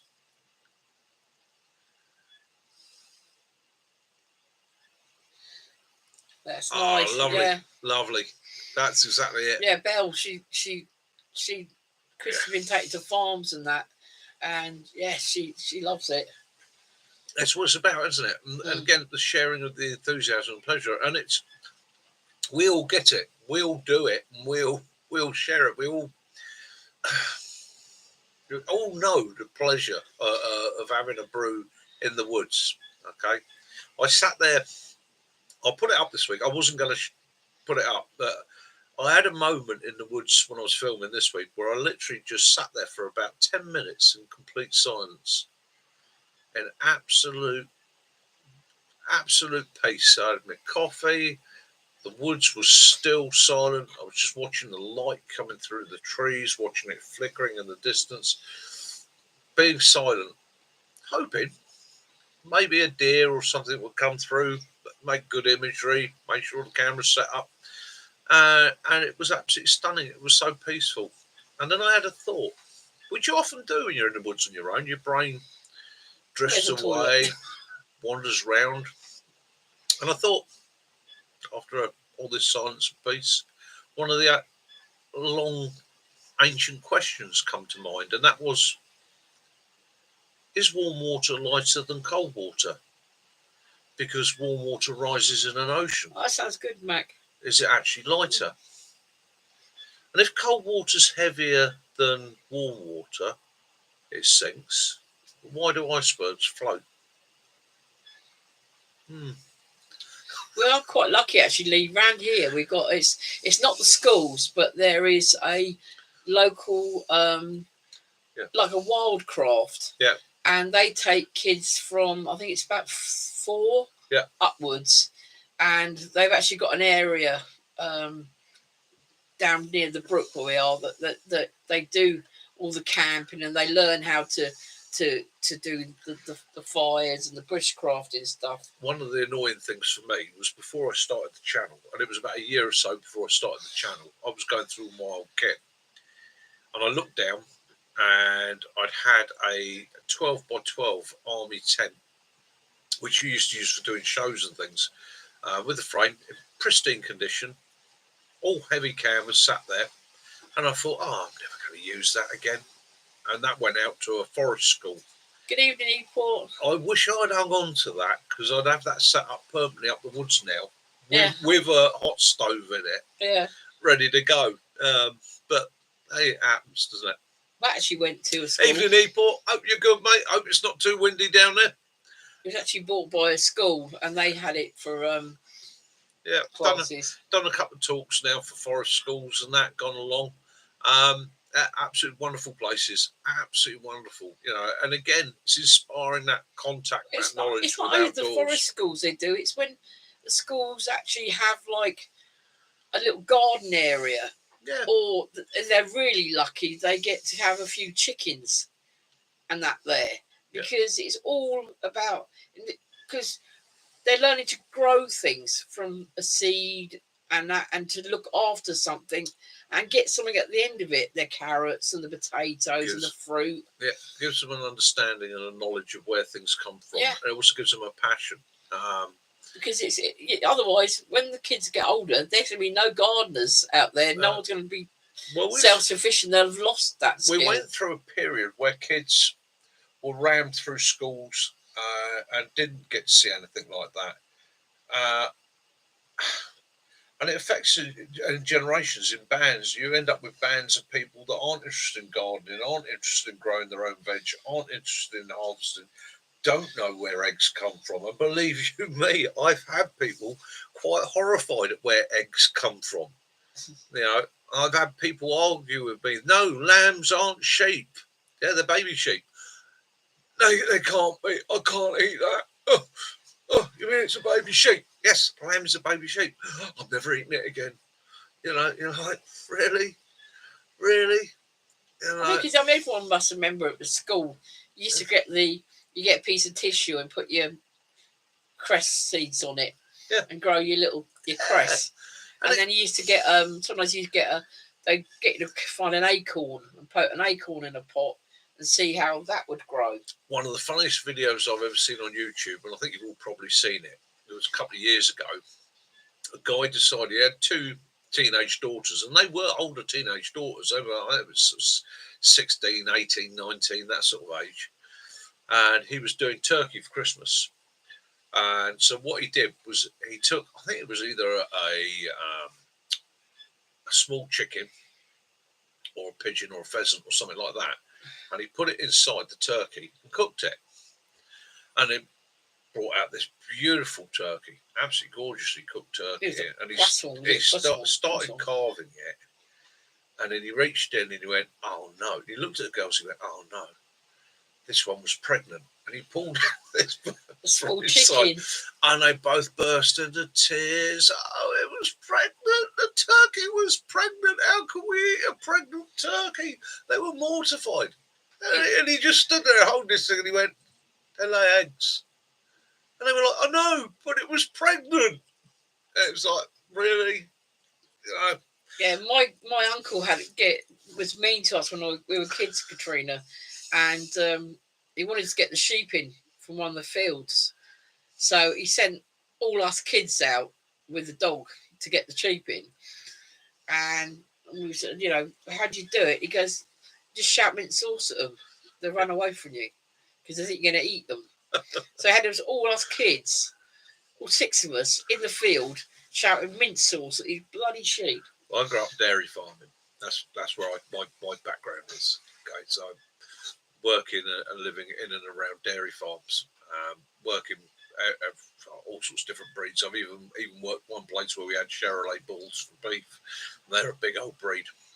And the amount of times I've had to stand out somewhere and shout at people, "Stop fucking running," excuse my language, because they're hurtling across the field with their dog, and there are the cattle bounding along behind them. And you've got to try and explain to them that the cattle will not attack you. You're running. And they're a pack animal. They're a herd animal. They want to know why you're running. Yeah, their herd instinct, basically, for any herd animal that sees something fleeing will run in exactly the same direction. Primarily because if it's running away from a predator, then that's the direction to be going for safety. So they will bundle up and they will run in that direction. So if you're ever in a cow field, you start running, I can guarantee you the cattle will run after you. The problem comes as they get closer and you fall over. Cattle aren't very good at stopping. Not very good at turning either. So there's a tip for you. If you're ever charged by a bull or a matriarch cow, which can happen, stand your ground, wait to the last minute, sidestep. Think of the Spaniard in the bull ring. Okay? Cows don't turn very easily, and you can literally walk your way out by keeping your face to the animal and sidestepping. Okay? Or, as my old man taught me as a nipper, a good thwack on the nose as it goes past will deter it from doing anything else. But at the end of the day, that's why so many people are killed. But it's not the animal's fault. It's a lack of understanding of how the animal thinks. The other thing in the UK that we used to get a lot of, and Farmer P showed it the other week brilliantly, is those cows running towards you when you're at the gate. Well, they're not running at you. What they're thinking is, he's going to open the gate into that next field where all that lovely grass is. Nom, nom, nom, nom, nom. Well, if we get there quick enough, we might be able to get through the gate with him. Oh dear, sticks. So, yeah, Lee. My uncle's sheep. We had one that mother. My dad was given some sheep by my uncle, and we kept them there. You have my sympathy for it. And I've got mates like that. We were bottle feeding this one because the mum abandoned it. And months later, because they weren't a full breed, there was a Texel and blackface sheep. We ended up, my mum was cooking roast lamb and said, "Oh, that was spotty." And I wouldn't eat it. And it took me years before I did lamb again. It's no names mentioned, but Mac was with us at the time, so he'll remember this. We were down in Bude one year fishing, in Bute Canal. We're having a great day. Kaz was there, Mac was there, the kids are all there, we're having a great time, and another family that we knew at the time was with us. The guy from that family decided he was a nice enough guy, but a bit of a know-it-all. Okay, so we're all fishing with maggots and worms and bread, sweet corn, things like that. And all of a sudden his rod goes out and there's an almighty splash. And I look over, I said, Bob, and he said his name. Mate, what are you fishing with? And he went, bacon. I went, what? And he went, bacon. And then basically a little size 14 hook with a whole rasher of bacon threaded onto it. And I said to him, bacon? And he went, yeah, everything likes bacon. so it was, and apparently where he came from, a particular part of the country where he come from, it's a well-known fact that if you want to catch fish, use bacon. Oh, excuse me, sorry, just repeating, bacon. I caught him. I did. I was fishing in this Bude River, and the river actually goes into a lock, and then the lock goes out into the sea. Yeah. And I was fishing, and there was obviously an eel in the water, and I kept trying to pull my rod, trying to get it free, and as I'm pulling it, he's walking away from me, and I yanked it, and whatever it was let go, and this line just went flying past, come round the side of his mouth and got him in the side of the jowls. Hooked him in the scissors. Yeah, and it even had the maggot still on it. It was a waste of good bacon, but we've all got mates like that. We all know somebody like that, and yeah, love them or hate them. It's those moments. They're probably after the eels. Yeah. The chicken wings. Oh, chicken wings, yeah. Yeah, be after eels or crayfish. Yeah. Yeah. Yeah, what a waste of good bacon. Oh, it was. Yeah, it's bacon rind for crabs, yeah, but not bacon. I could relate some stories there, but I won't do it on YouTube. Purely and simply out of sympathy and decency to the guy. And if he ever watches this, mate, yeah, take care, look after yourself. Yes, I do remember when you lot got caught by the tide. I've actually got a good photograph of that. Yeah, we'll dig the photograph out. We'll show that next week, Mac. What not to do when you're sea fishing. There's a natural sea pool in Bude in Cornwall, and Mac, him, and one other decided that they would go out fishing from these it was a lifeguard concrete steps. Yeah. On the seaside of this natural pool, and they asked the lifeguard, and they said no, you're fine fishing there. Well, the tide came in, and us girls were all standing on the cliff above them laughing because they're out there surrounded by water and waving pasties at them. The tide came in. We'd actually checked. We said to the lifeguards and the RNLI guys that are on the station right above it, can you fish from that rock when the tide's in? And they went, yeah, you could. So that's where we set up, because we wanted to be out in the water, about 100 metres off the beach. And you could walk out to it along this concrete ledge along the side of the swimming pool. So you might have been mad, but what about them? And we went out and we set up, and we were fishing off of it. And the tide come in, and we were like, it's fine, because this doesn't go underwater. Yeah, the tide's in for about 5-6 hours. So with the 2 or 3 hours that we'd already spent on the rock prior to the tide coming in, added to the 6 hours of when the tide was in, and which time most of Bude village and our wives and partners had decided to stand on the cliff, heckling us, laughing and pointing, whilst we tried to brave it out. So it's any good girls. We went back to Max Strait Caravan on the holiday site and had a drink. Got plastered. Yep. One of the worst bit for me, it's his fault, isn't it? It's always his fault. The worst point for me was taking my roll-ups out, rolling a cigarette and thinking, oh, well, just put up with it, have a cigarette like that, just as a wave hit the rock, and it soaked all my cigarette papers. That was absolutely destroyed them. I was like 6 hours without a fag. I was trying to light up and draw on this wet tobacco.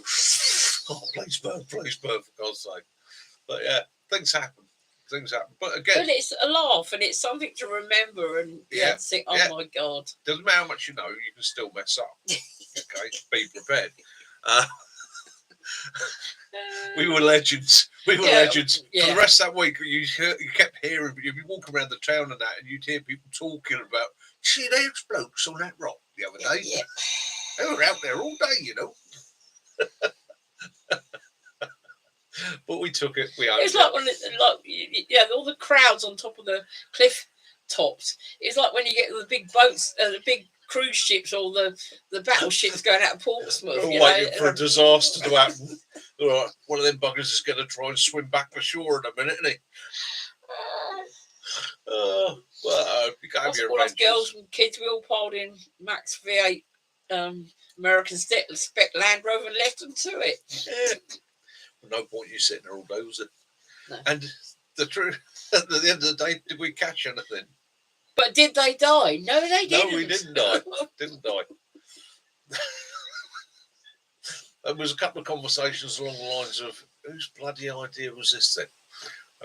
But it was quite sweet though, standing there with these hot pasties that just come out of the oven, and we were sort of blowing, trying to blow the smell across. Nearly died. Yeah, nearly died. I tell you what, there was a moment around the peak of the tide where the waves were just big enough to sort of literally come over the rock, and we were soaked, and that was my only concern at one point was hypothermia, but it was a reasonable day. It is quite a good one, isn't it, John? Yeah. It's the best channel catchphrase ever. What? But did you die? No.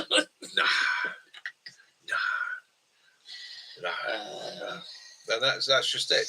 We manned it out, didn't we? Yeah, Toughed it out. Man, the amount of times I've been bounced out the back of Mac's Land Rover, off-roading, and did I die? No, I'm still here. Bruised. But I'm still here. I'll get over that, says Mac. It's a Series 3 Land Rover, so it's leaf springs, so they're not the most forgiving. There was no cargo net on the back. There was no cargo net, so the tailgate's off. There's no canvas, there's no roof structure or anything on it. Kaz is in the back, and we're going through an off-road site, and it's tree roots, and they were about that high, good foot and a half high. And Max stopped, went to it. Yes, we do we need a Nearly Died t-shirt. Yeah, looked at it and went, paramentality. That's it. 4-wheel drive high. First gear. Boot it! As Kaz goes bouncing at the back. Hit the first bump. Got launched in the air. And then her momentum didn't match the Land Rover. No, the Land Rover kept going. I'm sitting there in the mud. Yeah, we need to make a Nearly Died t-shirt but did you die? That would be But did you die t-shirt? That's what we need. Yeah. I have to look into that. Maybe the first t-shirt I'll do will be a Hampshire Outdoors and Survival on the front and a "But did you nearly die" on the back. Oh, but did you die? Oh dear, John.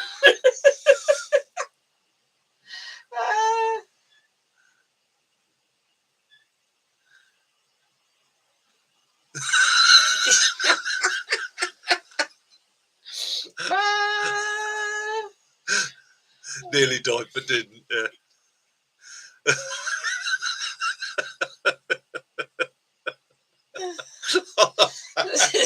You've never seen that accent this big. Hey, wake up! I like when you see love this. When the lorry's been pulled backwards, and then someone has got a passenger that's asleep. Oh yeah. And they come up to it and go, ah! Yeah, that's. I do like to see Fail Army and things like that. Mac, do you remember using the standard toilet in the back of the old 4-tonners, the old Bedfords and that, when travelling up motorways? The British Army actually had a toilet mounted in the back of its vehicles for the 4-tonners, the trucks. So you'd have like 3 rack or 4 racks of guys, 4 sticks in the back of the 4-tonner. It actually had a loo It's quite impressive. Most people call it a tailgate, but in the British Army we called it a toilet. So, and the knack was to sit on the tailgate with your bits hanging over the tailgate, have a couple of good mates hanging onto your shoulders. Yeah, what would you do? Yeah. Yes, try not to nugget someone's bonnet. In my one of my previous careers within the security field, one of my duties was driver. Okay, and I'm quite lucky. I've met some very, very famous people doing that job. Some very famous actors and that. I'm not going to name names because it sounds like I'm being a knob by doing that. But yeah, one of my standard phrases when I get in the vehicle was, I'm your driver. I'm Mike. Right, please feel safe. Please just enjoy the journey. And whatever you do, don't scream. Unless you hear me screaming. If you hear me screaming, you're quite welcome to join in. Oh dear. Was that my mate as in you, mate? But or just, yeah.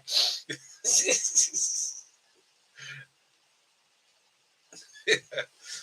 I still, anytime I approach a military vehicle, I tend to high beam it from the rear just for a second, just to see if I can see the white cheeks of somebody hanging over the tailgate, because that ain't a bird at your windscreen. No. So you don't want to miss the whoopee on your bonnet? No, definitely not. This is a Rolls Royce because we appear to have an emblem. You this kind of shit. Oh dear. Oh, what about all these electric vehicles committing suicide? God, blimey. Can't believe it. And there's all these new innovations and all this AI and all these electronic cars, self-driving and all the rest of it. Yeah, they'll keep going up in flames.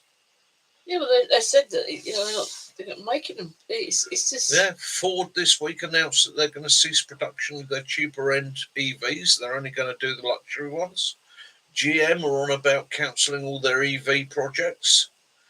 They've all turned around and said, we can't make money out of this. It's actually costing us more to make the cars than we're making selling them, and nobody's buying them. Jason was saying that he was working at a school last week, and they had, I think he said, 5 electric car charging stations at this school. Only one teacher's got an electric car. Yeah, there you go, John. As John saying there, even his hybrid drops at least 15 miles per gallon at this time of year. Yeah, because it's cold. Yeah, and this is, don't get me wrong, electric,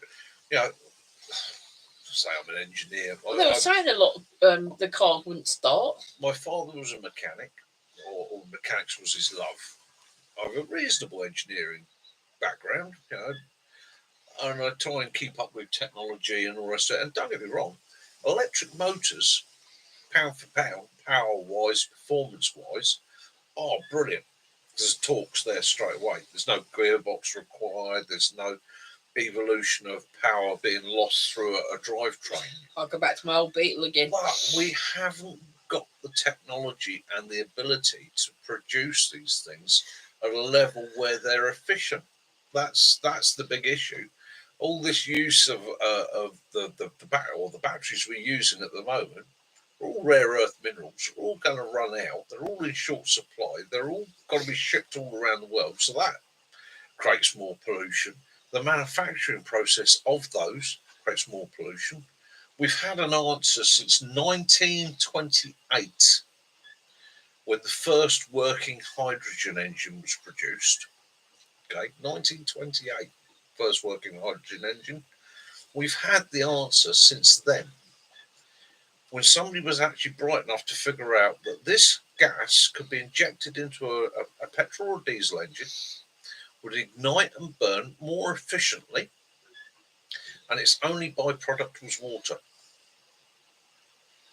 I don't know if it's the same in America, but we have a lot of it here in the UK of people with electric cars going into people's driveways or outside their houses and plugging their cars into the person who owns house private charging station, and when they're confronted, they go, "Well, you're not using it."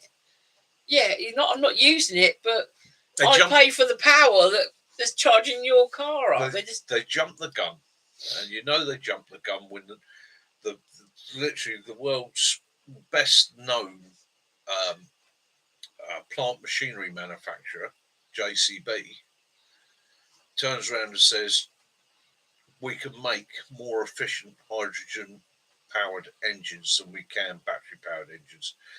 And I watched a documentary on it. It's out there on YouTube. It's absolutely brilliant. Lord Bath is quoting stats and figures. These guys are absolutely destroying all the naysayers.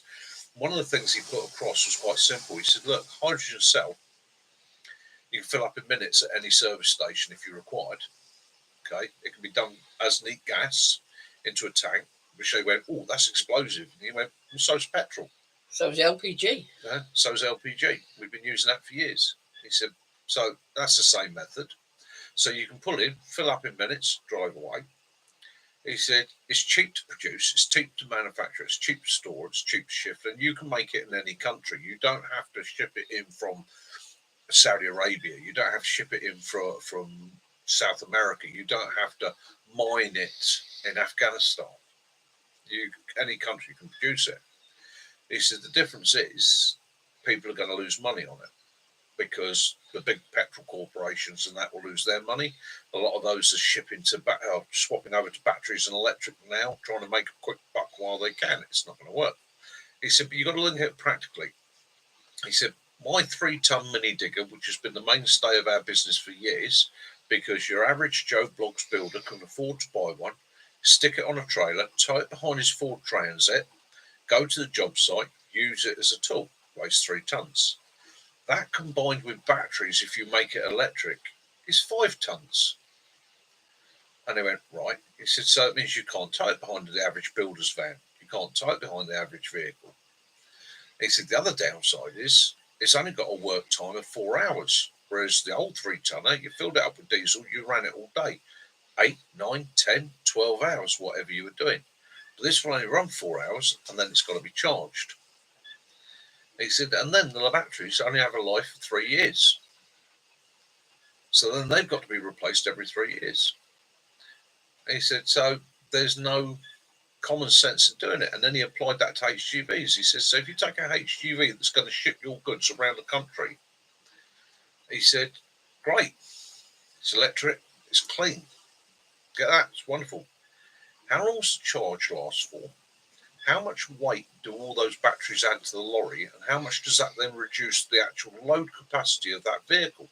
Because roads and bridges are only designed up to a certain capacity. In the UK, on average, it's 45 tons. He says, so if you're adding 10 tons, 15 tons in weight in batteries, you're reducing the amount that lorry can haul. You're also got a limited lifespan and charge time. So when it's on the road, it's only going to be on the road for maybe 4-6 hours. Then it's got to come off and be charged. And it's going to have to be charged over a period because those batteries are going to have to be a slow charge battery. He said, so where's the efficiency? It's not there, is it? Yep.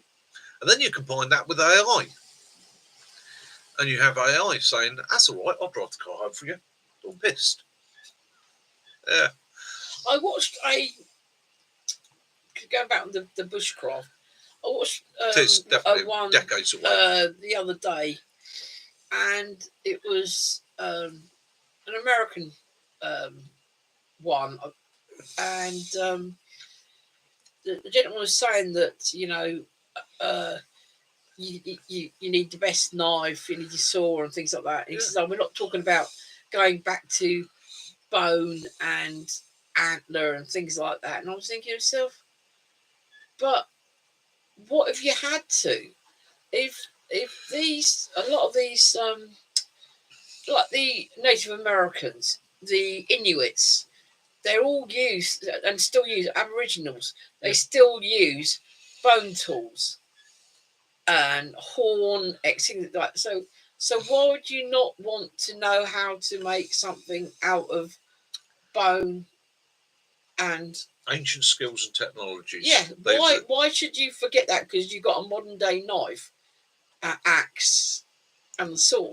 Yeah, those technologies have been around for thousands of years, and they've kept us alive for thousands of years. It's worth knowing, understanding, and yeah, if you can apply a modern piece of equipment that works more efficiently to the same skill, excellent, excellent. But when you don't have it, there's no harm in learning it, is there? One thing I like to show people quite regularly is making a string saw. Okay, now a string saw is highly inefficient. It doesn't work for long. You have to work it slowly, using friction to cut a piece of wood using just a piece of string. People are quite amazed at how thick a piece of wood you can cut with a piece of string if you go to it sensibly and use the right tension. And they always say, what's the practicality in that? So there is no practicality in it because you've got a good handsaw there. But if you find yourself cast away on a desert island with nothing more than a ball of string, at least you know how to cut a piece of wood. And it's just applying that thought process and that technology too. If you find yourself in a situation, the real mastery, the art of prepping survival in that is when you find yourself in that situation, having a brain that you've taught to be able to look at what's around you and go, right, what do I need? What can I do? So instead of wasting energy on things that are absolutely unfeasible, you go to the things that are feasible, will work. And in those times, invariably, they will take a lot more effort. Yes, they will. But you're going to end up with a product that will save your life. Chipping a piece of flint, chipping a piece of stone. We all know the basics of how to get a chip of flint or chip of stone. And we all know that it has a sharp edge. So do you need a knife with you when you're out? Well, yeah, take a knife because a knife is an evolution of that piece of flint. Taken thousands of years to make something with a handle on it, it's not going to cut the back of your hand that will work. Good evening, Stephen. But if you do find yourself on that desert island with nothing else, knowing that you can chip that flint to make an edge, to be able to work a piece of leather, to cut a piece of material, to work a piece of game, to cut a piece of twine, to work a vine, it's just that I just didn't understand why he was being so negative, saying, "Oh, we don't have to go prehistoric with these things." Well, yeah, because it's all very well if you've got the equipment. Yeah, if you haven't, that's one of the things I keep seeing just lately is a lot of channels, and this is where you know channels that know what they're talking about, have really thought about it, and the ones that are like, do you know what, this is the big thing at the moment, so I'm going to jump on the back of this. The ones that jump on the back of it, the ones that will only ever show you the latest Gucci bit of kit. The guys that really know what they're talking about, those are the ones that will might show you the latest Gucci bit of kit because it's great to have. But they will also do things where they go, do you know what? This is how it was done 200 years ago. Using a piece of bone to sew, using sinew from the animal that you killed to make clothes and boots and gloves. And I had somebody mention or message me over my last video, and their comment was along the lines of, great video, I enjoyed it, however, your pot hanger was crap. You could do a lot better pot hanger, a lot more intricate pot hanger with a lot more work in it, and you could have made it a lot better. It'd been more spectacular.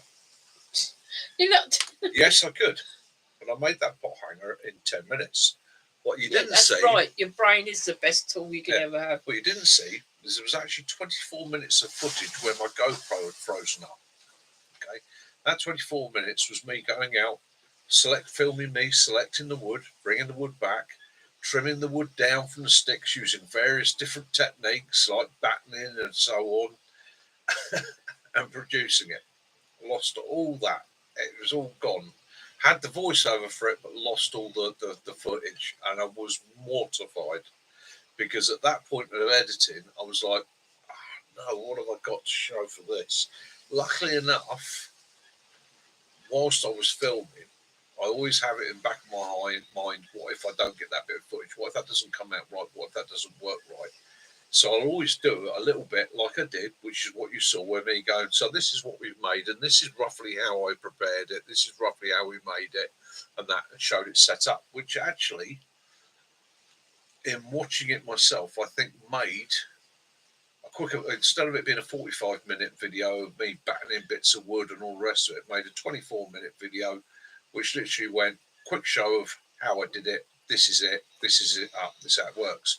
And a wide branch hanger is, yes, it is the simplest one you can do. Yeah, stealth. It's like but that's what you want in an emergency. People like to have all the top brand names. It's yeah, exactly.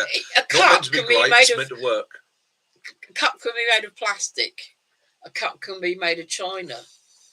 But similar to say that the china one's better than the plastic one. One of the things that drew me to Benny, apart from his sense of humour, which I absolutely adore, is the fact that the guy does so much with bean tins. Yeah, that hot dog tin thing he did. They were 2.2K. I've got several cook systems there. I've got several cook systems up there. This week, me and Mac are going to have a walk down the canal. I'm going to take the gasifier stove with me. We'll do the gasifier stove, have a brew down there. We're going to look at some of the old Second World War defences, have a look in the canal, see how the fish are doing. Might even have a look at a bit of foraging, see if there's anything coming through. That's the video we decided to do for this week. Not going to be everybody's cup of tea. It's a nice day out. We could both do with a walk. Do with walking off a bit of this winter excess that we've put on. Okay, so that's what we're going to do. Now, Benny, I absolutely adore, because Benny will sit there, and instead of like me, I'm sitting there with half a dozen cook sets, which is a bit of a curse in a way, because I do every week. I sit there and I go, what am I going to use this week? I used that last week, and I used that the week before. I love what Benny does, because he's reiterating to people, you don't need all this flash kit. Okay? You can take what you've got at home and have just as good a system. Just as good a system. And when you've finished using it, you recycle it and get another one. Yeah, exactly that. And that really is one of the arts of survival. The art of survival is having the knowledge, the ability to improvise where you need to. It's fantastic to have all the kit. But as I'm always saying to people, when I teach it on my courses, I can guarantee you almost 100% of the time that emergency situation will occur and you won't have your gear with you, because you weren't planning to go out on an adventure. You weren't planning for that accident in the woods this week in your car. You weren't planning for the light aircraft you're in over some wilderness forest somewhere to go down. You definitely haven't got all your bushcraft gear on your international flight.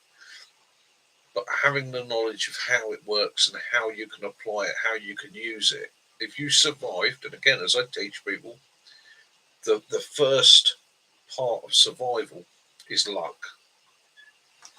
Have you survived that initial impact, incident, or whatever? Then you find yourself stood up in all the wreckage, and you look around. The next thing is how you can adapt that wreckage, what's there, what's around you, to aid you in surviving. And that's what really fascinates me. That's my driving edge.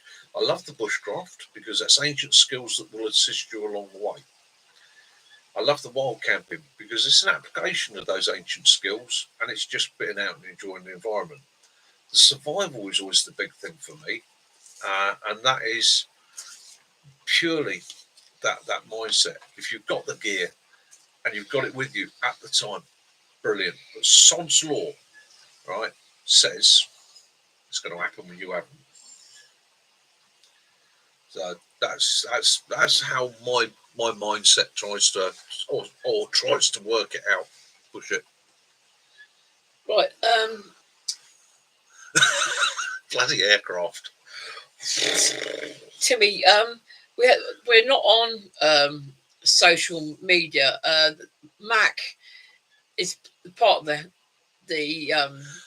thing. Is if you go onto Facebook and look up bushcraft and wild camping with the Hampshire hog hunters, that is another way that a lot of the people like Lee and that is our Facebook page, or you can message us on the email and maybe through Facebook chat that way in private message.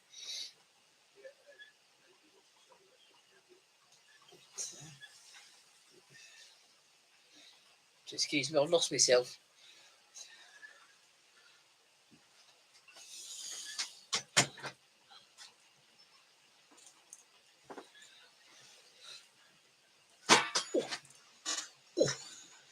Yeah, it's if you look up bushcraft and wild camping with the Hampshire hog hunters, and you'll see the Hampshire hog on it. That is on Facebook. Yeah.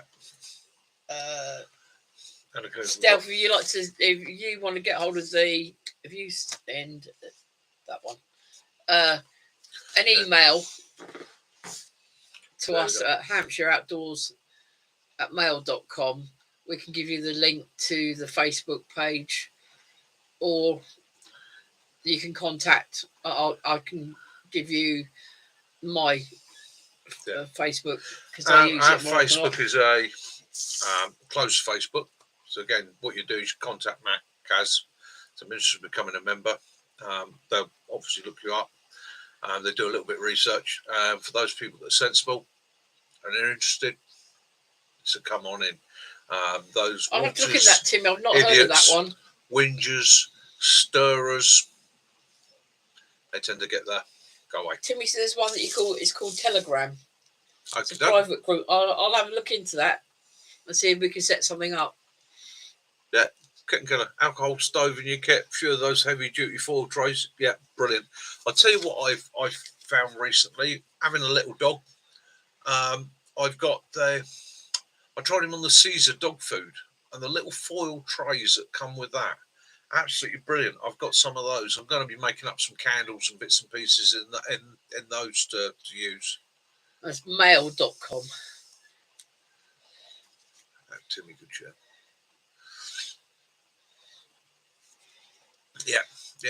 Like I say, any questions, any ideas, any problems, no problem. Any issues?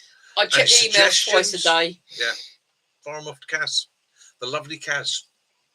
And I used to be an administrator for the army booking sales, so yeah, Max was saying we could set up a we chat could set group one on up, Facebook for those that are interested. Be a private one, so that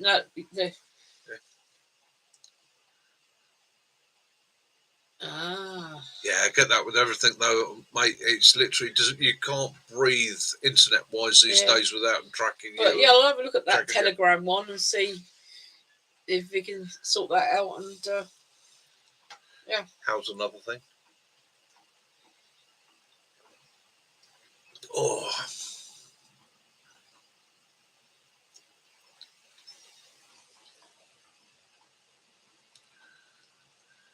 YouTube membership active.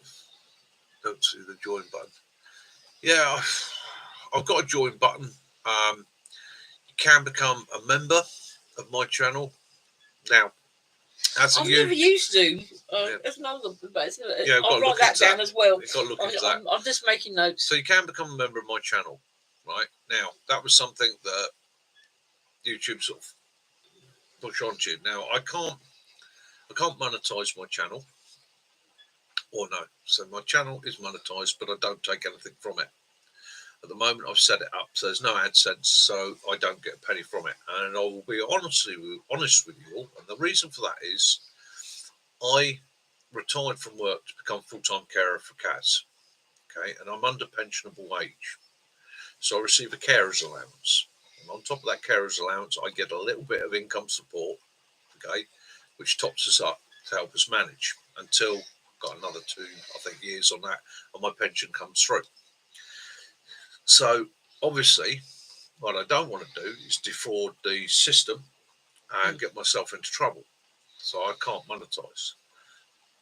If I was lucky enough to build this channel to the point where the monetization was good enough for me to be able to look at it and go, do you know what? I can make a sustained income out of that. then I would come off of all the assistance. I'd come off the carer's allowance, and I'd make an income out of that. I'd become self-employed and do it that way. Thanks, Timmy. I'll look into that. But obviously, in all honesty to you guys, and I will be honest with you, it's something that does hit me a little bit in the pride function. Okay, never in my life did I ever want to be somebody that said that I needed other people's help. Okay, Yeah. but that's the truth of the matter, and that's why with this channel, I'm not trying to push for money. There is a membership thing, and if you want to support the channel, you can become a member. But I'm not going to get anything from that. However, YouTube will take money from that. Hence, the membership. I shall check it later. The membership of the channel, I've kept to the minimum that I possibly could. So those of you that are members, thank you so very much, because that really helps with the algorithm. That helps with the support, and I do hold you guys up there. Those of you that can't, I understand. It's not a problem. But again, I don't really want to put money in something else's pocket. Yeah, unnecessarily, shall we say. Yeah, exactly that. That's what I'm doing, Derek. Is literally, it's sitting in the kitty. It's building up. And one day, when the channel's big enough to give me a sustained income, I can turn around to them all and say, do you know what? Do one. I'm back on my feet, and go forward with it. Problem with the UK. I said like the same in. Yeah. Problem with the UK is the same. It's very difficult for people in my situation to actually do anything, because there's always somebody out there prepared to go, he's conning the system. Well, I won't con the system. Okay. I've always stood on my own 2 feet, and that's what I intend to do. I will stand on my own 2 feet. Everything you see in here, everything I've ever attained, got, or had in my life has been through either hard work and honest hard work at that. Good night, Ray, and I hope your fall appears soon. Yeah, Ray. 9 days late. Blessings, mate. Yeah, go out there and have words with her. Thank you, Timmy. That would be brilliant.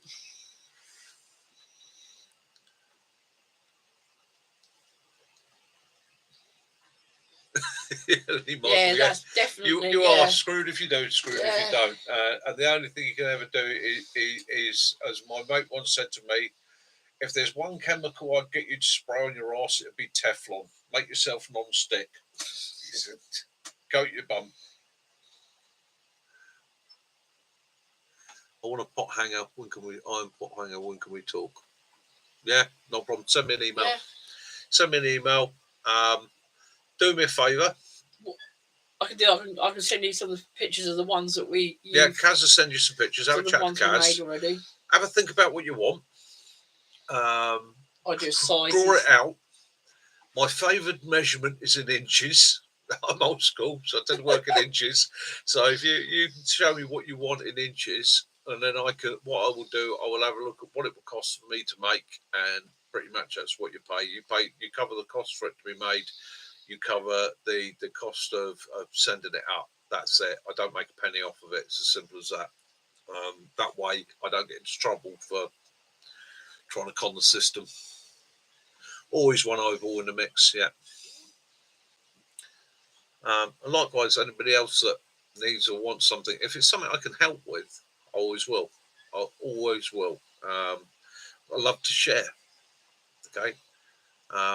So again, whether it be sharing skills, whether it be being able to COVID, he gave me his COVID at Christmas. Yeah, being able to make something to hand on to somebody else. Do you know what the reward in that is? The pleasure of when you've made somebody something, handed it over to them, having them use it and know they're going to get a great deal of pleasure out of it. And one of the wonderful things about blacksmithing is you're making things that will last for generations. I've got downstairs it originally was a horse file for filing down the hooves after the blacksmith done it, and he cut it down and heated it up, and I've now got a fantastic herb cutter, and it's also got a little tail that comes off it. Yeah, and it's simple things. I mean, the blacksmith that taught me said the biggest reward of being a blacksmith is knowing that you're making something that in 2 or 3 generations somebody will probably look at and go, I wonder where he got that. Yeah, you're forgotten. As soon as you've handed something over and it is moved on 10 years, you're forgotten. Somebody will always pick it up and go, "That's cool. That's nice." And that's Well, the John, you reward of stay blacksmithing. safe in your ice storm, and Yes. yes, you tell us all about it. Yes, mate. You watch old ice storm. Watch the weight on the trees, cables, and all that sort of thing. Yeah, ice storms, bloody hell. Just stay safe, brother. Stay safe, stay warm, be prepared, and I will speak to you ASAP. Oh, in fact, I'll speak to you next Sunday, if not before. But take it easy, have fun. Timmy. Yeah. Yeah. Sounds like it's raining out there now. Yeah, it's a little bit of there is raining out there. So we've got a little bit of wind and rain. The wind's dropped a little bit here, which is a bit of a relief. Might be the end of the storm at this end. Well, it's going to be to 3 o'clock in the morning, it said. Yeah. So we've got another 5 hours yet. Probably in the eye then. Yeah, in the eye. Blimey, I just realised that's 2 hours and 10 minutes. Yep. How does time fly when you're having fun with your mates down the pub? So be time, gentlemen, please. It's just very windy. You can hear it all out there. Lee, it's warm here. Yes, like I say, literally 3 feet to the side of me, I've got 2 windows, standard UK household windows, both wide open, mate, and I've got a fan going at that end. It is balmy as hell. I think what's happening, the wind's coming in from the southwest, moving northerly, and I think as it's moving northerly and it's hitting that cold air or cold ground as it's moving up, because a lot of the ground's still frozen solid, it's pulling that old temperature down, brother. Yeah, last orders. Even Willow's cold. Still rough down there with Southcar. Stephen Garrett, he's got it windy. Maybe just a little bit of a lull in it for us here. Yeah. Oh, guys. Well, 2 hours, 11 minutes. What I'm going to do, I'm going to wind it up there, I think, for this week. What I will say is this much. Guys, stay safe. Have fun. Be good. Have your adventures. Thank you for all the support. That's every one of you. Thank you for all the support I've had in the last few weeks. Comments on the last couple of videos, absolutely fantastic. Thank you very much. I've got to go back and look very carefully and try and work out what it is about it that you prefer to the earlier videos. So, yeah, if I balls it up over the next couple, send us a message, go, Mick, you're doing it wrong again. Go back to what you're doing before. And then I can work it out from there, because we'll see you soon, Katrina. I'll pick it all up. I'll message you tomorrow about the best day for us. Yeah. Anyone wants to send an email, ask any questions, etc., I will look into Martin. other things. Martin, we must meet up oldest soon. Brother from another mother. Walking up Aspen Close in the dark at night. God, dear me. Good night, Steve. Looking at alien spaceships sat on the curb. Good night, Stealth. Yeah, guys, take it easy. Stay safe. Martin, especially. Take it easy, my brother. Lee. You look after yourself. Be good. Have a great week. No, BJ, I'm so pleased that you got your BJ, stuff. We're chuffed you got the stuff. What I do? I've got his email address. Yeah, and you can just got your email address. Email what you questions. want me to go through, and I will do a special video for you. Covering those bits and pieces that you want. Not a problem. I'm sorry you had to wait so long. That the British Post were being a pain in the bum. COVID and the British Post, combination of things. Dirty Faces. Dirty Faces, good night, my friends. You take it easy. And Dirty Faces, thank you for all the support. Timmy. You're always the first one. Night, kitten. Yeah, you're always the first one, and I do appreciate it. I always chuckle at that. I was like, Dirty Faces! I reckon you must sit there like that. It's Mickey! There you go. Thumbs up, hot. There you go. So, really appreciated you. You make me smile. Take it easy. Kitten, yeah. Have a good week. And as I say, Mitch and Mac will be going out making some. Ian, I will hit you up. When the weather gets a bit better, me and Mac's a big car, or used to be a big carp angler. I was like a perch pike carp guy, not really I like king perch and fisherman. pike and chub. I would love to take you up on your offer. Me and Matt come down for a day, meet up with you, teach us a bit of beach casting or sea fishing, whatever you do. Have somebody show us the right methods, learn a little bit ourselves, and I said, yeah, go from there. We'll make Thank a video you, Lee. of That'd it. be lovely. We'd love Appreciate to. that. Oh, fantastic. Always helpful. Yeah. So we will get down to you, Ian. We'd love to do a day's fishing with you once the weather's better, and you can show us some tips and tricks, teach a couple of river guys a bit about the sea, innit? Yeah. You know, yeah, it'd be awesome. I'm sure the guys on the channel like to see it. Might even get to do a bit of fish preparation. Yeah. Ooh, show people I do know how to fillet a fish. I do know which end is the tail and which end's the head. Guys, have an absolutely awesome week. Thank you for joining us on this Sunday. Very windy Sunday. The power didn't go out. We made it through. Yay. There we go. But we were prepared if it didn't. Yeah. Yeah, catch and I cook. hope you don't get any more trees coming down near you, Mac. Lee, yes, thank you very much, my friend. Anything that we can put on the channel. And again, what I'll put out to you guys, any of you out there, again, have a think on this. Like I say, webbing. All you ex-British guys, you know how webbing works. I'm trying to think about putting together a British or a bushcraft survival webbing kit.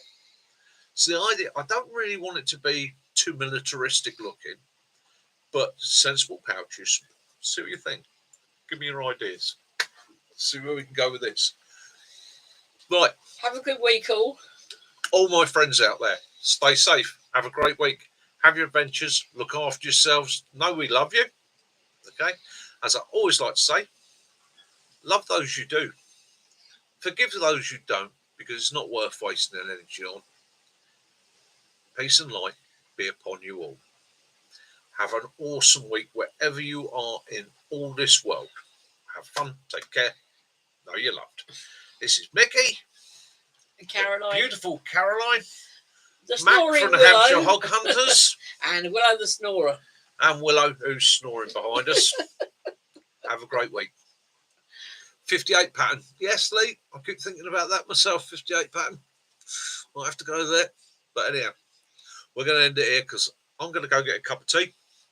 And I really fancy a slice of toast with some Marmite peanut butter on it. Oh, Marmite peanut butter.